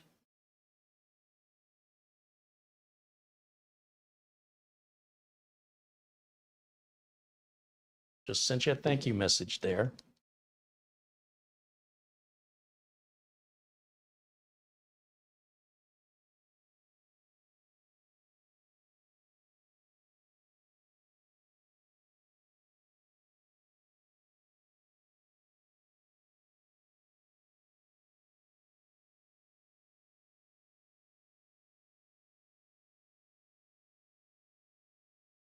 David, I said the Ace Magic is $639 with 16 gigs of RAM and 512. This is half of that. But it doesn't have RGB on it. It's not fancy looking case or anything. It's a pretty generic looking case. They're both good machines. But I'd say this Minisforum one is better value.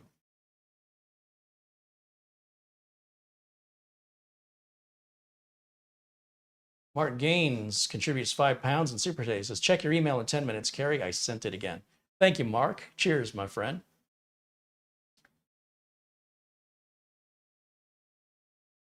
Johnny E wants to know if Studio A is closed. I think I'll be filming in Studio A at the end of this month, a couple more weeks.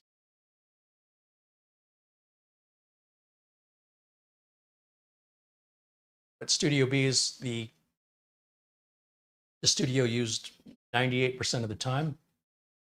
Well, it's available to us. It's not been promised to us for any period of time, so it can be removed or taken back at any time. Email or a phone call that says, time's up. In which case, I will have to find a Studio C.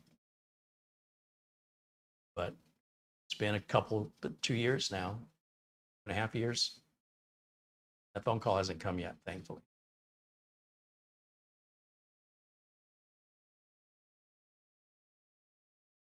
Screen.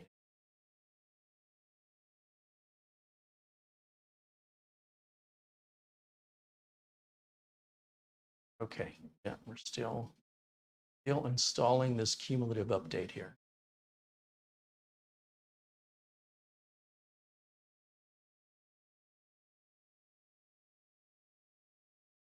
Shadow Dash Media wants to know if I watch other tech YouTubers like LGR, and have you heard of Teddy Bear PC? I don't know who you're talking about. I don't usually have time. I would encourage you to start making some YouTube content. You know, try and make at least 3 videos a week. And then I would ask you what YouTube channels you watch. And you'll be like, are you crazy? Don't you see how much content I make? I can't make content and watch content at the same time. Generally speaking, I will check out Gamers Nexus. I check out Rob Tech. He reviews mini PCs. And for the most part, I really don't want to watch tech. I want to watch other things. I want to watch 80s music reaction videos. I want to watch dad jokes. I want to watch the deals guy. I want to watch. I need more variety in my life than just doing the same thing day in and day out. Drive me insane.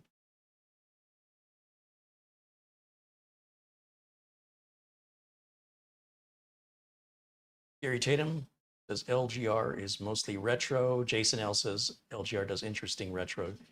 Again, I've lived it, so I find that interesting. It's like, hey, you want to talk about that thing you used to do 20, 25 years ago? Okay, I guess. Well, let me show you what this looks like. I already know what it looks like. Let me show you how it works. I already know how it works. So yeah, there's not a whole lot of appeal for that for me. Remember, I've been doing this for a living for over 30 years. It's not like I just had a machine for a little bit that I played with, and now it's nostalgic to go back and look at it. No. I worked on them 8 hours a day, 5 days a week. Yeah, I'll let you guys enjoy that content. It's not for me. I'm gonna eat a cold Gatorade here. And Anybody have any technical questions for me? Any problems with your computer we can help you resolve? Badging Guy says, what are your thoughts on mean time before failure? It doesn't mean anything to me. I'm a professional computer technician. If things never failed, I would have to find another job. I don't count on things failing.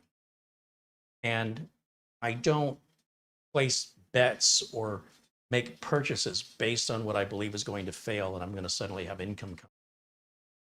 When things break, customers call and I fix them.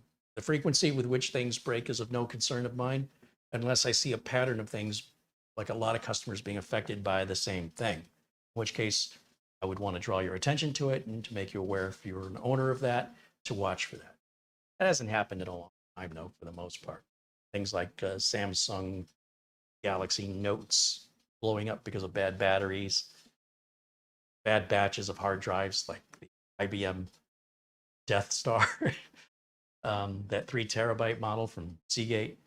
That's all more or less in the past. Technology has continued to evolve in manufacturing. Product components are better, and the failure rates are things are lasting much longer because they're built better and they're built with more accuracy. When they're built by machines, robots can put things together 24 hours a day, 7 days a week. They never have a bad mood. They never feel sick. They're never angry or have emotion. They do the job precisely the same way when they start the day, and they do the job exactly the same way when they end the day. They don't have to end the day. They can run 24/7. So there's a consistency and quality that we can rely on now that didn't exist decades ago. And the products themselves that are manufactured, individual components are manufactured by machine. Those individual components are then manufactured and assembled by machine into another unit. So it's resulting in much higher quality. And there's nothing in life that's perfect. Life is messy and chaotic, and things break no matter what you do. You're still going to have natural disasters to contend with. You're still going to have power spikes, like that sort of thing that you have no control over, that has nothing to do with MTBF, but will still cause failure. So it doesn't mean anything to me.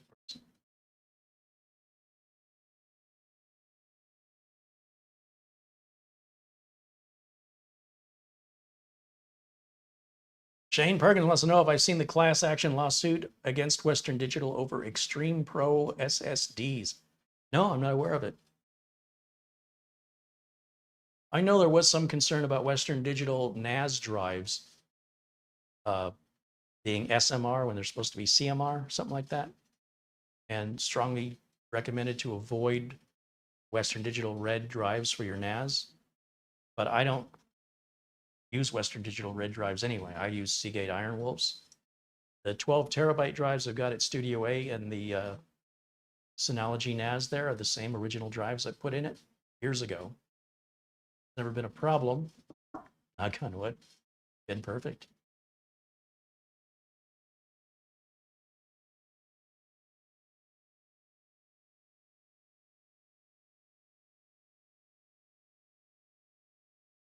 Sherry McFarland said, I'm glad there was a live stream today. I always have to leave early on Fridays and Saturdays.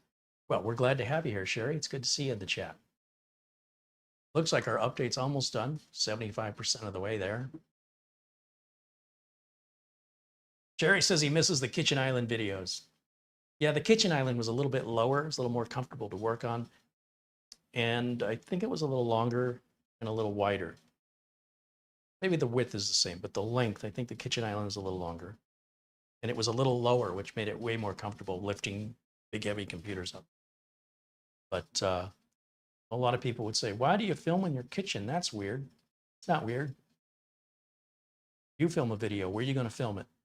Especially if it's electronics work. You need a naturally anti-static environment, and you need a lot of light. So you don't want to work on carpeting. Most kitchens, don't have carpeting. They're a naturally anti-static environment. Most kitchens are well lit. So the kitchen was the perfect place to film. Now, I had a back office. One of the rooms in the house was used as an office, and that's really where the work was done. I had a bench put in, professionally done. But to film it, you wouldn't want me to film it in that office because there's no way to get you on the other side of the wall that I'm working against so I can talk to you and look at you. So, kind of teased and harassed a lot about being in the kitchen, but I don't think people really thought about it. Should I be in the bedroom? Should I be in the hallway? Should I be in the bathroom? Should I be in the closet? So then I step away and, have a room dedicated as a proper studio, which is very difficult to light. And people go, what happened to the kitchen? I love the internet.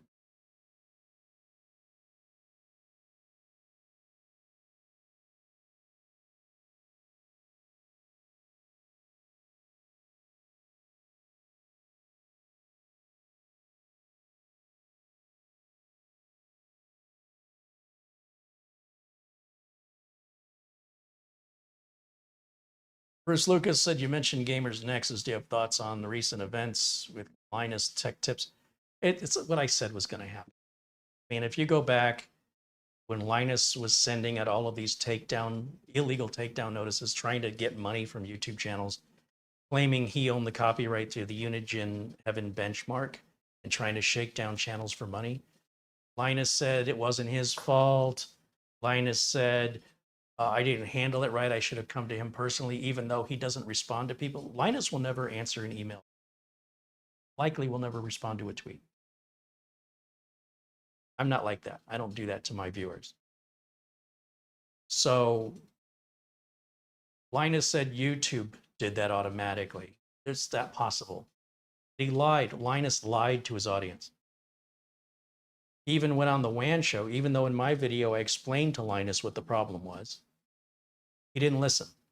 And he shirked all responsibility. And he said, I'm going to mention this, and I'm not going to talk about it again.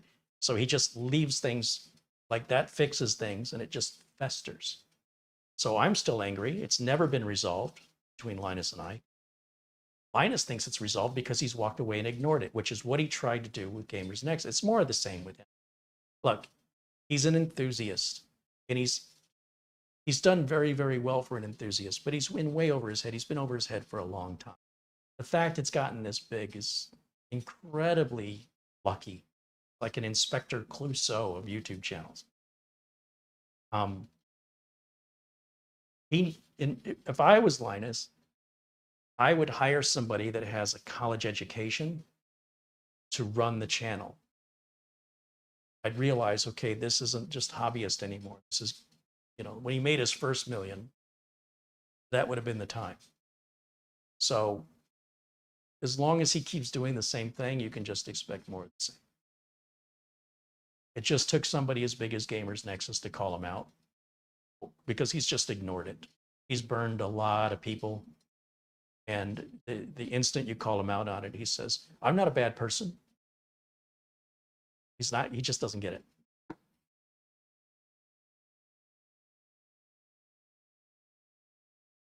Linus eventually figured out that it was his multi-channel partner called Fullscreen that was sending those takedown notices on his behalf. But he says that's not his fault because they don't work for him. But in fact, they do work for him. They're an independent company, and any amount of money that they generate by sending those takedown notices, Linus gets most of that and they get a cut of it. So it's sort of like being a hitman or a mob boss. And you basically hire somebody to off somebody else and say, that's not my fault. I didn't pull the trigger. That's an independent contractor. You take it up with them. No, that's not how the world works, Linus.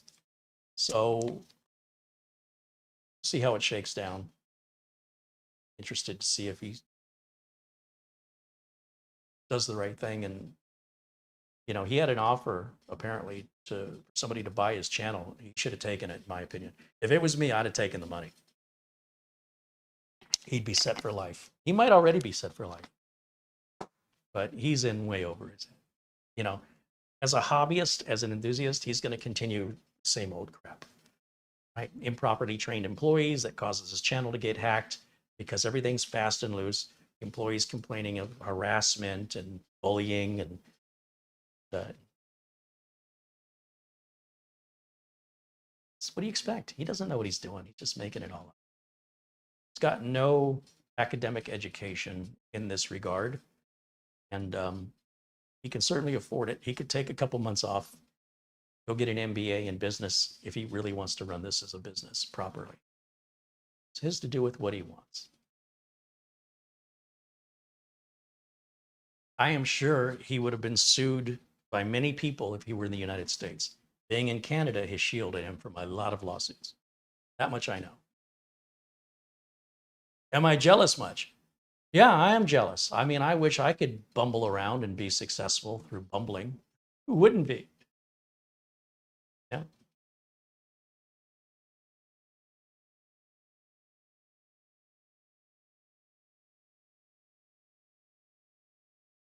But I encourage any of you who want to be judgy, show me your videos. And if you don't have any, not interested, because you don't know what you're talking about either. So somebody that doesn't know what they're talking about somebody else that doesn't know what they're talking about. It's just like a bunch of hens. I got other things to do. Work in the real world.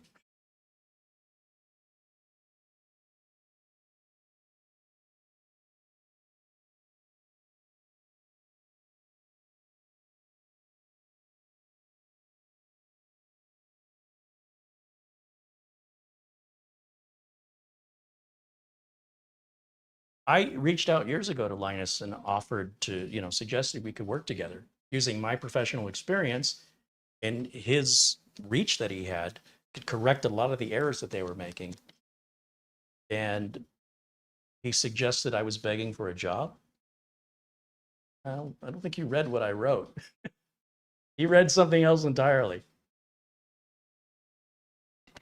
So, yeah, there's some bad blood between us, and for good reason. He's never apologized or made right.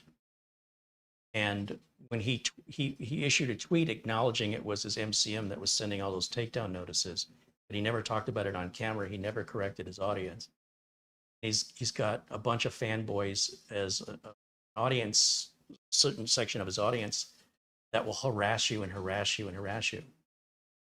And he won't tell them to stop. He said, well, I never told him to do it, so it's not my responsibility. Of course not. Nothing is ever his.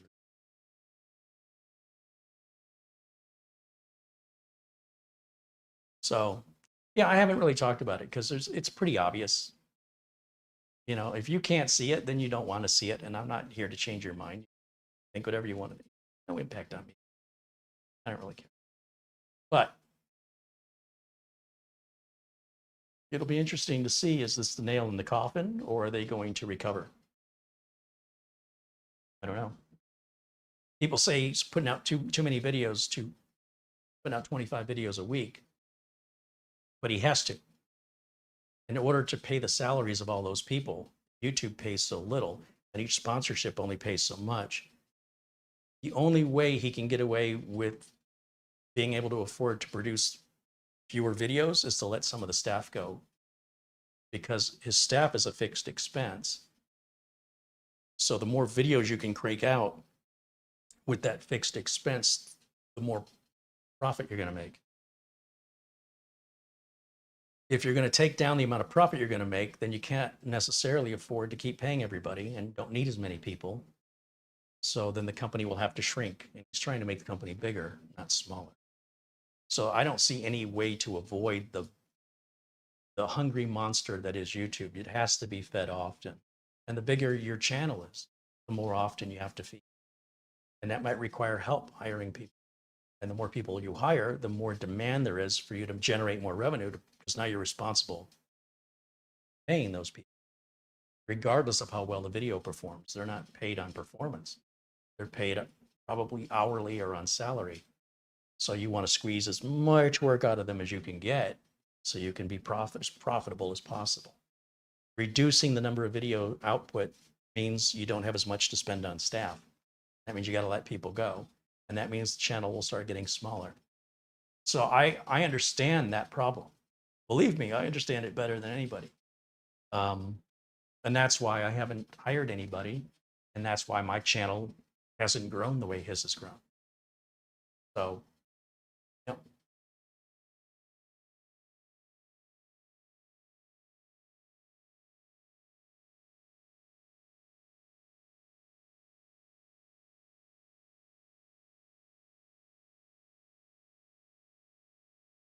Greg says 50% of his revenue is from merch. Yeah, I've talked about that here on the channel, where most successful YouTube channels aren't making their money from YouTube.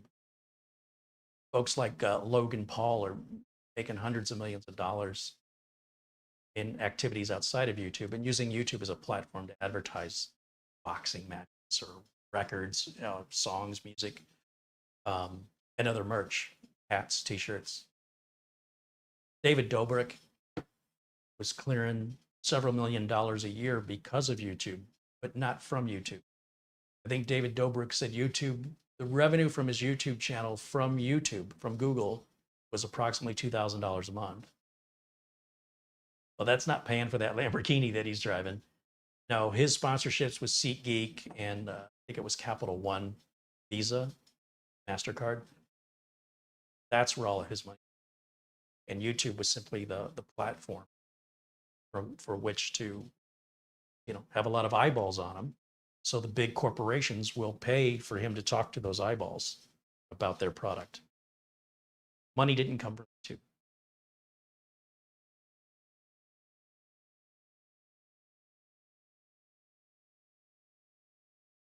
All right, let's check for updates one more time here.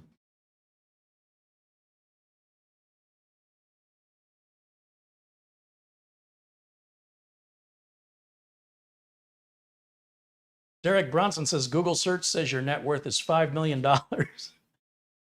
That's hilarious. Does Google search say I'm 10 feet tall? Does Google search say that I'm Asian? Must be true if Google search says it. I think if you took every penny I've ever earned ever in my life, it wouldn't even add up to $1 million. Certainly not $5 million. Oh, I wish that were true.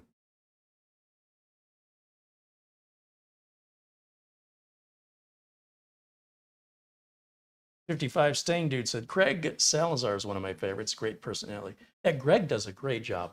I agree with you on that one. All right. So we're all clear on our Windows updates. Let me run Uncle Carrie's Windows 10 out to my, just because I can.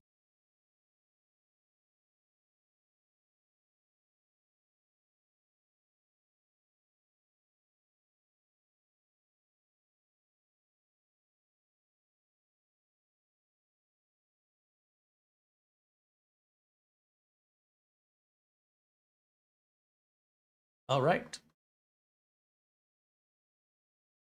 I will say, this idea that people assume that all tech or all YouTubers want to be bigger, I think is a real misunderstanding and poor judgment on behalf of people that assume that. I wouldn't want a channel as big as Linus' channel because as my channel has grown, so has the scrutiny. People start putting things under magnifying glasses. When your channel is small, it's far more fun. You get more connections with people because you see the same people. When you start seeing thousands and thousands of people, it's hard to remember everybody. It's hard to give everybody a fair amount of time individually. It becomes impossible. Things you say and things you do are suddenly now scrutinized. Who needs it? It's not worth it to me. So I'm very happy with where the channel is. I do want to see it grow, but I don't want to see it like that because I can assure you if my channel were to get that big, it would change who I am and it would change what this channel is. It won't be as grounded. It'll be more of a money-making machine and the focus will be on the money and not on the community. My focus is on my community. And that's first and foremost to me. And that's likely not going to result in me getting rich or being famous on YouTube. But I'm okay with that because it also means I'm not going to be under that level of scrutiny and I'm not going to have that kind of stress and be that big of a target for. I mean, if I could go back to having, say, 30,000, 50,000 subscribers, things were far more relaxed back then. And the only reason it's gotten more stressful is because the scrutiny's increased. So now I've got to be more careful with what I say or how I say it. Any misspeaking is, nobody knows what you mean anymore. They intentionally take what you say literally and then hammer you for it as though created a big grievance. You said Wi-Fi 5 when it's Wi-Fi 6. Yeah. So, did you know what I meant?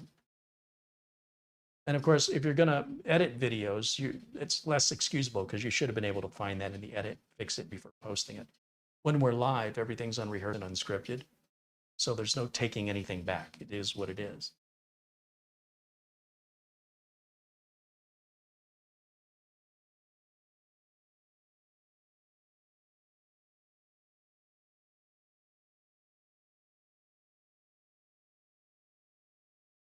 But what's great is there's so many channels to choose from on YouTube that if I'm not your cup of tea, there's plenty of other cups of tea out there.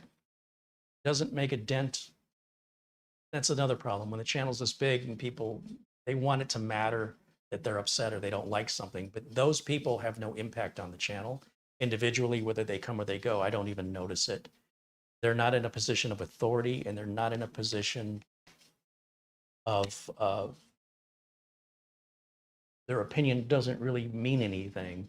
And if they say, I'm not going to watch anymore, I'm going to go watch somebody else, I'm going to unsubscribe, it makes no financial difference to this channel because each viewer, unless you're a regular contributor, each viewer, I'm making 1/10 of a penny from a view every 30 days. It's nothing to get worked up over. You don't like it, you're leaving. Okay, bye. What do I care?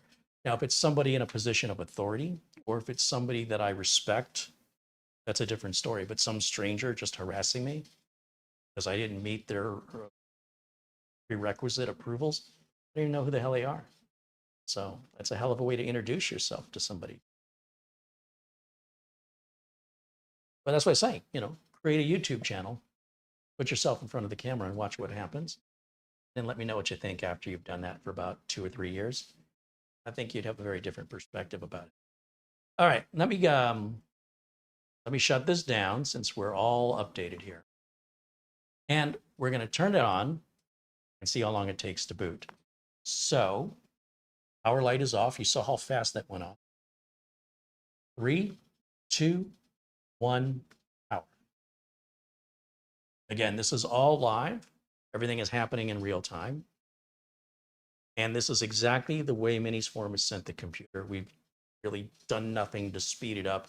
Yes, it carries Windows 10 optimization tool, helps a little bit, but it's not going to make that big of a difference. And you can see this thing is a rocket. It's really fast. It's dead quiet. It sips on power. It can support 3 monitor outputs. Do I like it? Yes, I like it. Absolutely. Would I own it? Yes, I would own this for sure. This would be overkill as a home theater PC because it's way too powerful. You want to watch 4K 60, videos from Netflix or YouTube. You're not going to have any drop frames on that, assuming you have a good enough internet connection. Old Man 55 says 12 seconds.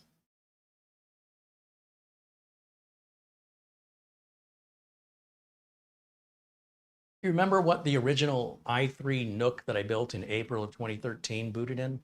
Didn't that boot in 13 seconds? As you can see, the faster storage, the faster RAM, the faster processors, not making a big difference in boot times. So it really depends on the types of applications you use on your computer, which that will determine whether or not the enhanced performance will be beneficial to you, or you're just buying it just to have it, which you can, or you like running benchmarks and seeing the numbers, even though it doesn't actually benefit the way you use the computer. That's your decision to make. But for that price, that's hard to beat at that $300 price point.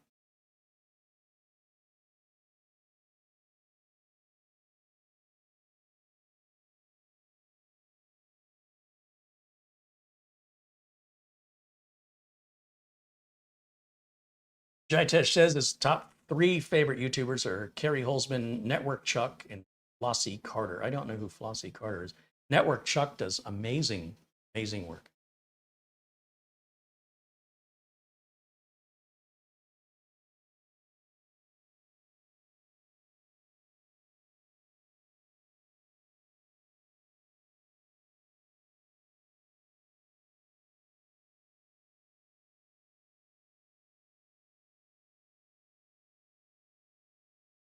James Holland in the chat room wants to know, any ideas why, after a few minutes on Windows 11, my mouse and system freezes or slows dramatically with a Cronus Cyber Protect running?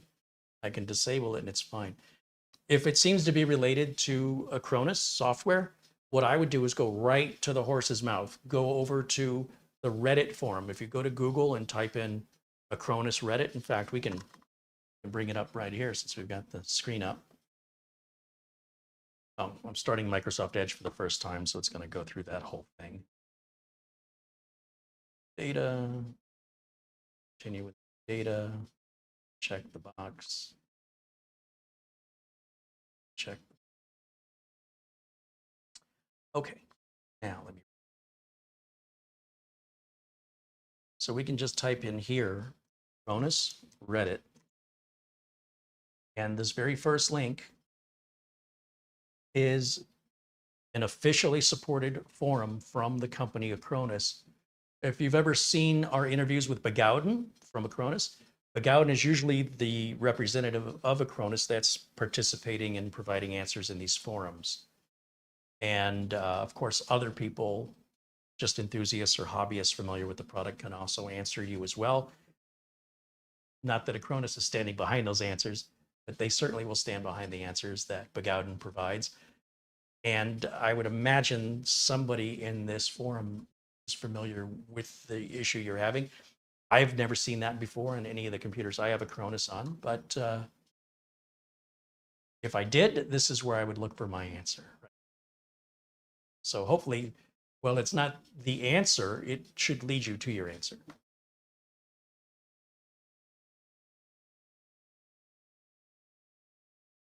George says, Carrie, I love your honesty about other people's opinions. We live in a society now that expects everyone to cater to their opinions and expect you to change because you might offend them. Well, you know, George, what it comes down to it is what we used to say in the 1980s was, make me. So if you don't like something and you want me to change it, make me. And they're going to find out pretty quick, there's no cancel culture that affects me. There's no boycotting any of the sponsors here that impacts me. But if they want to try, let them try. I think it's better to do, tear things down. I'd rather see people build things up, spend your time. If you don't like something, the world's a big place, go away. We'll both be happier rather than trying to get somebody, because what you're doing is you're being a bully. That's what you're doing. Coming into a community that you don't belong to, you're taking ownership and claiming ownership to something that you have no ownership of, and you're trying to make order or rule where you have no authority and have no way to enforce it. So, you know, talk all you want. What I suggest people do is, you have something to say, you want to be heard, don't stand on my stage. I never invited you on my stage. But if you have a YouTube account, then you have a YouTube channel just like I do. Use it. That's your freedom of speech right there. Not here. This is my freedom of speech here. Your channel is your freedom of speech over there. People don't get that part. And I'm like, well, what are you going to do about it? You don't like it? Demand a refund, you know? Now, I will say, for the people that I get to know in the community, their opinions matter to me. For people that are supportive and kind, their opinions matter to me. But for people who are bullies, self-centered, narcissistic jerks, I'm just returning back to them what they're giving. If they give kindness, they'll get kindness. If they're rude, they're going to get rude in return. They're going to receive exactly what they offer. That's how I roll. It's the way I've always rolled. And unless you can make me do it differently, you'll soon find out. You're wasting your time. We're all here on this planet very temporarily. And I would encourage all of us to use our time to build something, to help others, to be supportive of others, to be kind, share a smile and share a kind word, because it'll all be over for all of us in what at the end is going to seem like a very short time. You look back on it, the end of your life, and you look back on it, it's all going to happen like that. And if you had the opportunity to do it all over again, would you still engage in rage and arguing with? Who cares what other people think? Who cares if they agree with you? Just go away. There's so many other people that you will get along with, and other places where you will be feeling welcome. There's no reason to try and force somebody to welcome you. It's ridiculous. It's a preposterous concept. I'm going to make you like me, or I'm going to punch you. How does that work?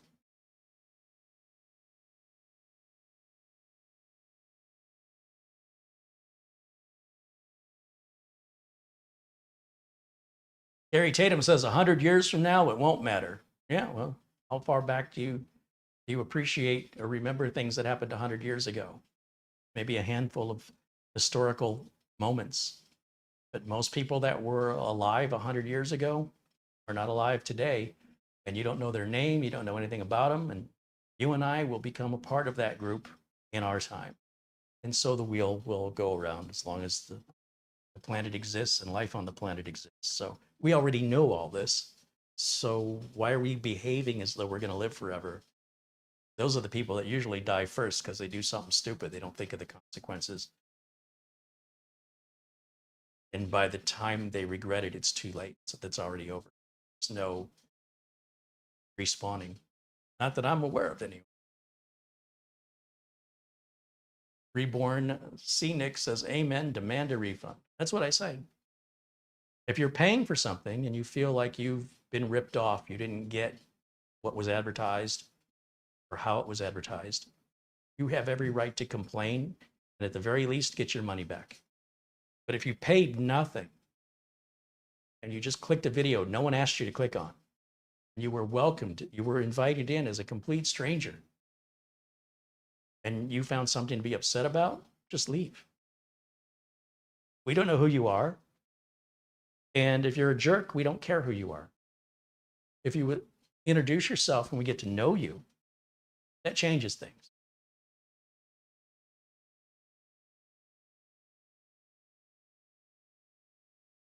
James Holland contributes $3 in Super Chat. Thank you, James.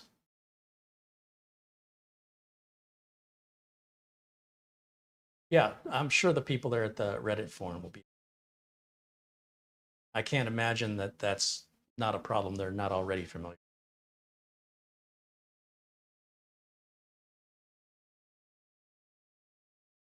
Jerry Span wants to know, what are those gold medallions with the red numbers? Well, those are our community members that are paying $9.99 a month for membership to our channel. As a member, you get the gold badge, and the number represents how many months you've been a member of the channel. If you see the number 12, it means they've been a member of the channel for between 12 and 24 months, because the next badge that YouTube makes available after 12 is 24. Memberships have only been around 15 months, so nobody's got 24 because we only started this 15 months ago.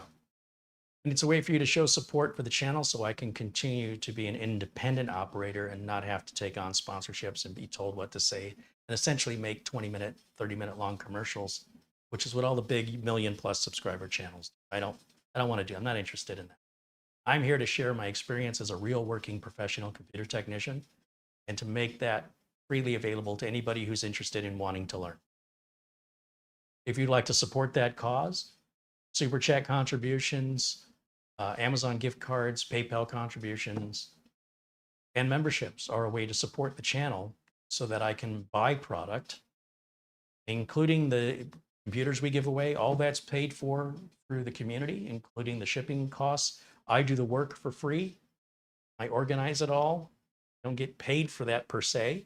It's just something I voluntarily choose to do in order to give back to the community. And in my thanks for the members is to make a video every Monday at 1 o'clock Pacific time that only the members can watch and only the members can participate in. And that means the audience is much, much smaller, maybe 40 people in the chat room. And I get to talk to each and every person and really get to know them. So for the people that appreciate that and like that opportunity, we'd love to have you as a member. Now, YouTube takes 30% right off the top. So that $9.99 that people are paying into Google or YouTube for that monthly membership, I'm only going to see $6.99 of that. 666. No, it's like $6.99. And the government, well, they collect tax on income, which is about 20%. So I will actually, when it's all said and done, get half. So I realize $10 a month seems like a lot of money, considering what Netflix costs or Disney Plus or something like that. But each video I do costs anywhere from a few $100s to a few $1,000s. And that's just one video. I'm doing videos every day. Hopefully I have some product that company has sent me to review that I'm not paying for. Minisforum had a machine I wanted to review, but they didn't have any review units. So I took my own money and I bought it. Okay, want to review it. Most of the things I review on this channel, I pay for. And that wouldn't be possible without the support of the viewers, kind of like NPR or PBS. This is viewer-supported content.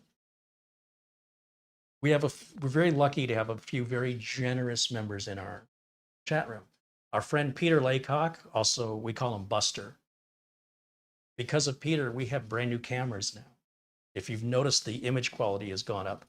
This is the third time Peter has paid for upgrades to our cameras in the last 8 years. And it's extremely generous of him. I can't tell you what that means, but I can tell you, I don't take Peter's money and go buy a Tesla. The money that is intended for the channel goes into the channel. So the amount of content, what the content is about, and the frequency of the content is dependent upon what I can afford.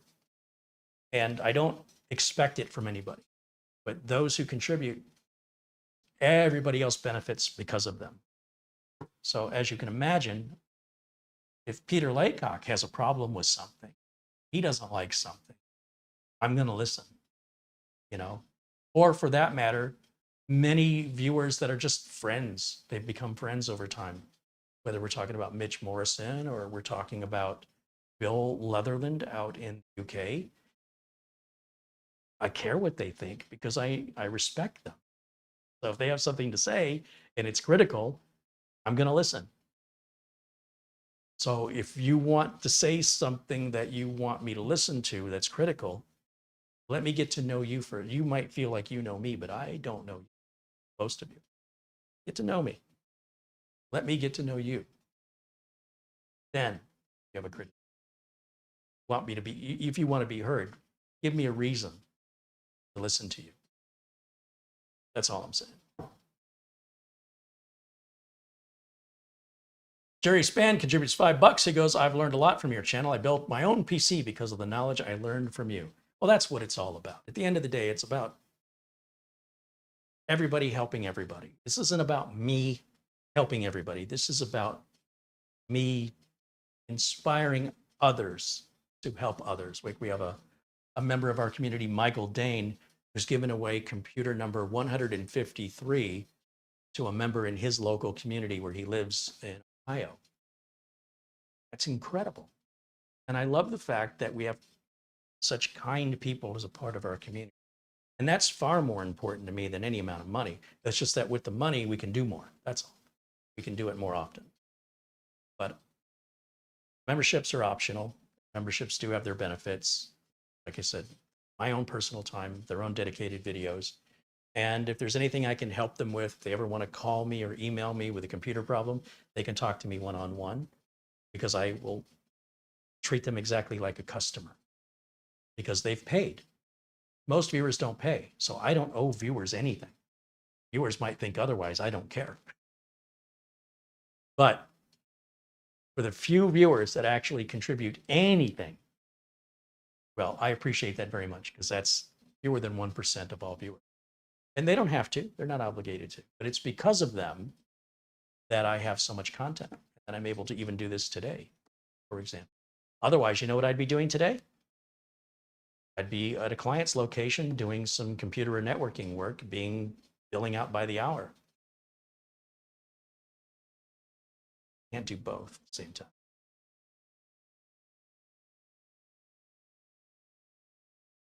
Jitesh says Flossie Carter is a YouTube content creator who shows in-depth reviews regarding smartphones, earbuds, and speakers. He also shows phone cases and he supports Samsung. You know who that sounds like is Jerry Rig Everything. He's very good. What's his name, Zach? Yeah, I really like his style. And I like the variety. He's talking about electric cars and then he's talking about phones and just immediately takes a $1,000 phone and starts dismantling it and putting a lighter to it and putting a razor blade to it to see how well it's built. I got a lot of respect for that guy. Marcus Brownlee, MKBHD. Again, you can have a big channel and not be a complete sellout. Marquez has done a great job with that. I think Zach has done a great job maintaining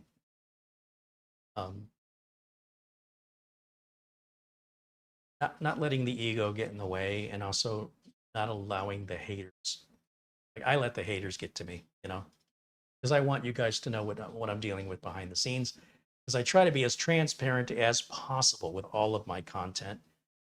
And we'll talk about things most content creators won't discuss. And if they don't talk about it and you've never made a video and you're thinking about doing this, I want you to know what you should be prepared for. That's all. I don't want to encourage you or discourage you. My goal is to provide you with as much information as I can provide to help you make the right decision uniquely just for you. And that sometimes means talking about unpleasant things, but they exist and they should be talked about.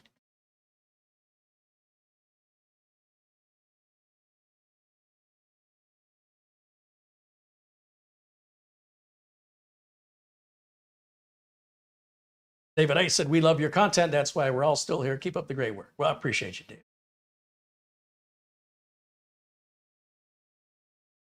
Paul O'Brien and Peter Laycock's The Life and Soul of the channel. He's a very genuine, generous gentleman. Respect to him.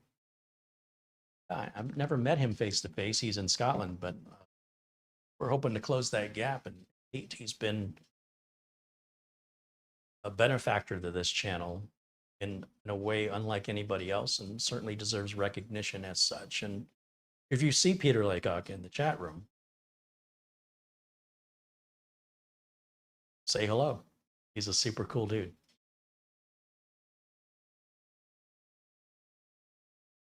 Okay, any other questions regarding the Minisforum computer that I can address? Did we not cover? I will reach out to Minisforum about the 2.5 gig LAN and see what's going on there. Is that a misprint or did I get a pre-production unit? And then when I hear back, I will let you know what I'm told.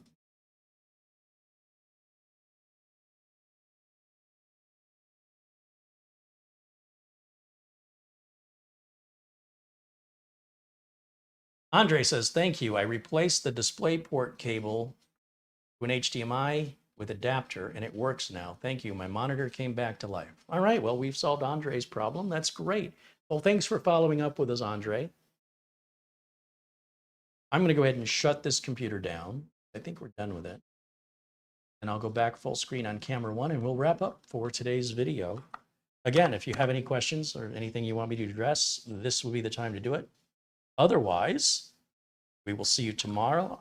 Mitch Morrison joins us tomorrow. We'll be doing a best bang for the buck build. So it's going to be an i5-12500 CPU with a stock fan, which works perfectly. It's quiet and keeps the chip from overheating. No reason to spend money on a third-party cooler. We'll use a live mixer ASRock Z790 motherboard. We'll use 2 sticks of DDR5, that's 16 gigs each, no RGB. We'll use an NZXT H5 Flow case, which is a pleasure to work on. Cable management's really easy. If you've never built a computer before, the case you pick can decide whether or not you have a good time or a frustrating time. For storage, I've got that crucial T700 Gen 5 2 terabyte NVMe that's supposed to move data at 12,500 megabytes per second. By comparison, the Samsung 970 EVO that we all rant and rave about how great it is moves data about 3,600 megabytes a second. So it's 4 times, a little less than 4 times faster, supposedly. We'll find out if that's true, and I hope you'll join us then.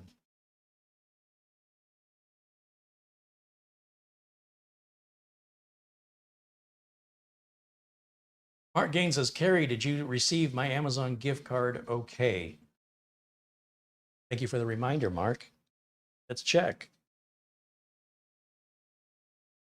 Yes, Mark Gaines set a $50 Amazon gift card. Thank you, Mark.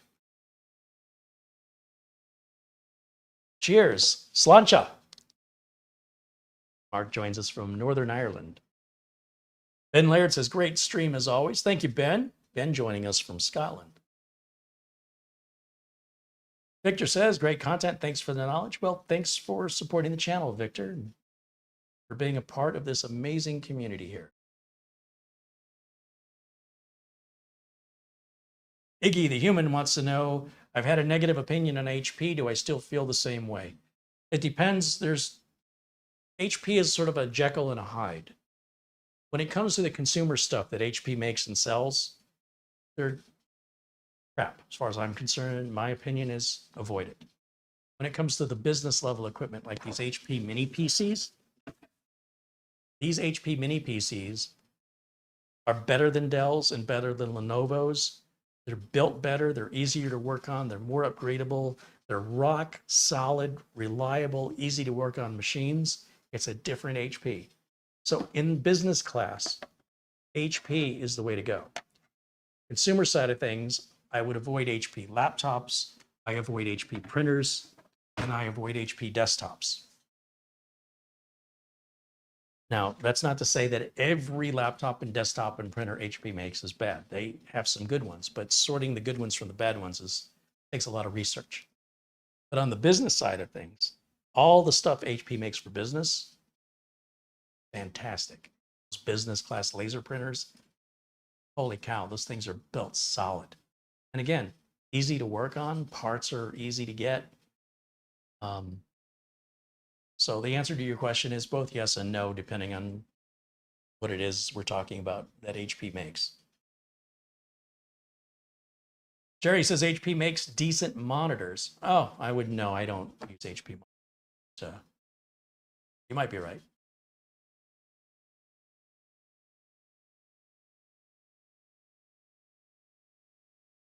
Ron Barner says, if it's not for your channel, I'd be a very lonely person.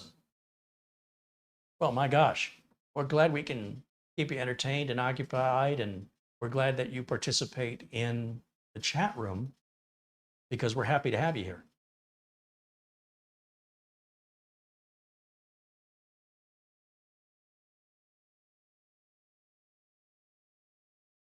All right, guys, I think that'll wrap it up.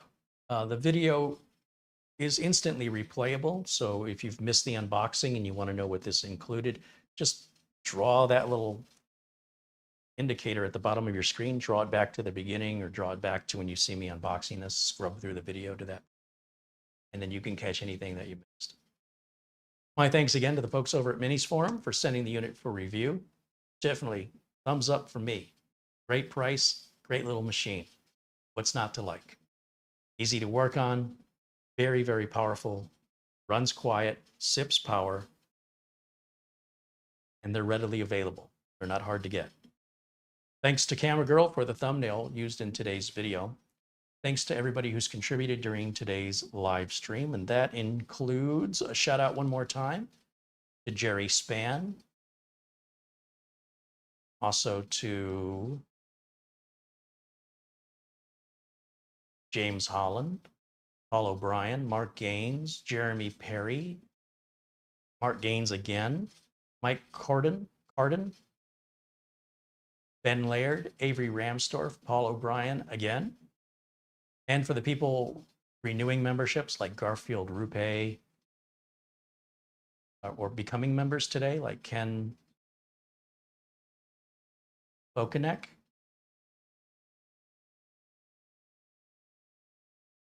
Gary Tatum renewed his membership. He's on month 15 now. That's awesome. And Stealth Mode also on month 15. He said, this is an amazing community of like minds. Thank you, Carrie. Well, thanks, you guys. And for those Amazon gift cards, another shout out real quick to Mark Gaines, Victor Callender, Shane Perkins, Alan Lindos, Raj D, and Paul O'Brien. Thanks again for supporting the channel and making it possible for me to keep making new content more often. That'll wrap it up for me for today. I will see you all again very, very soon. Obviously, a thank you to all my friends in blue and green, everybody with the gold badge, all of you. Those of you who aren't blue yet, I hope that you become a regular member, that we start to recognize you in the chat. So that's all you have to do to be turned blue. Love to see this community grow with other kind individuals. You don't have to be anything other than nice. As long as you can meet that qualification, you are always welcome here. Thanks for watching. I will see you all tomorrow at 1 o'clock Pacific time for our best bang for the buck build. I hope you'll join me then. Until then, bye for now.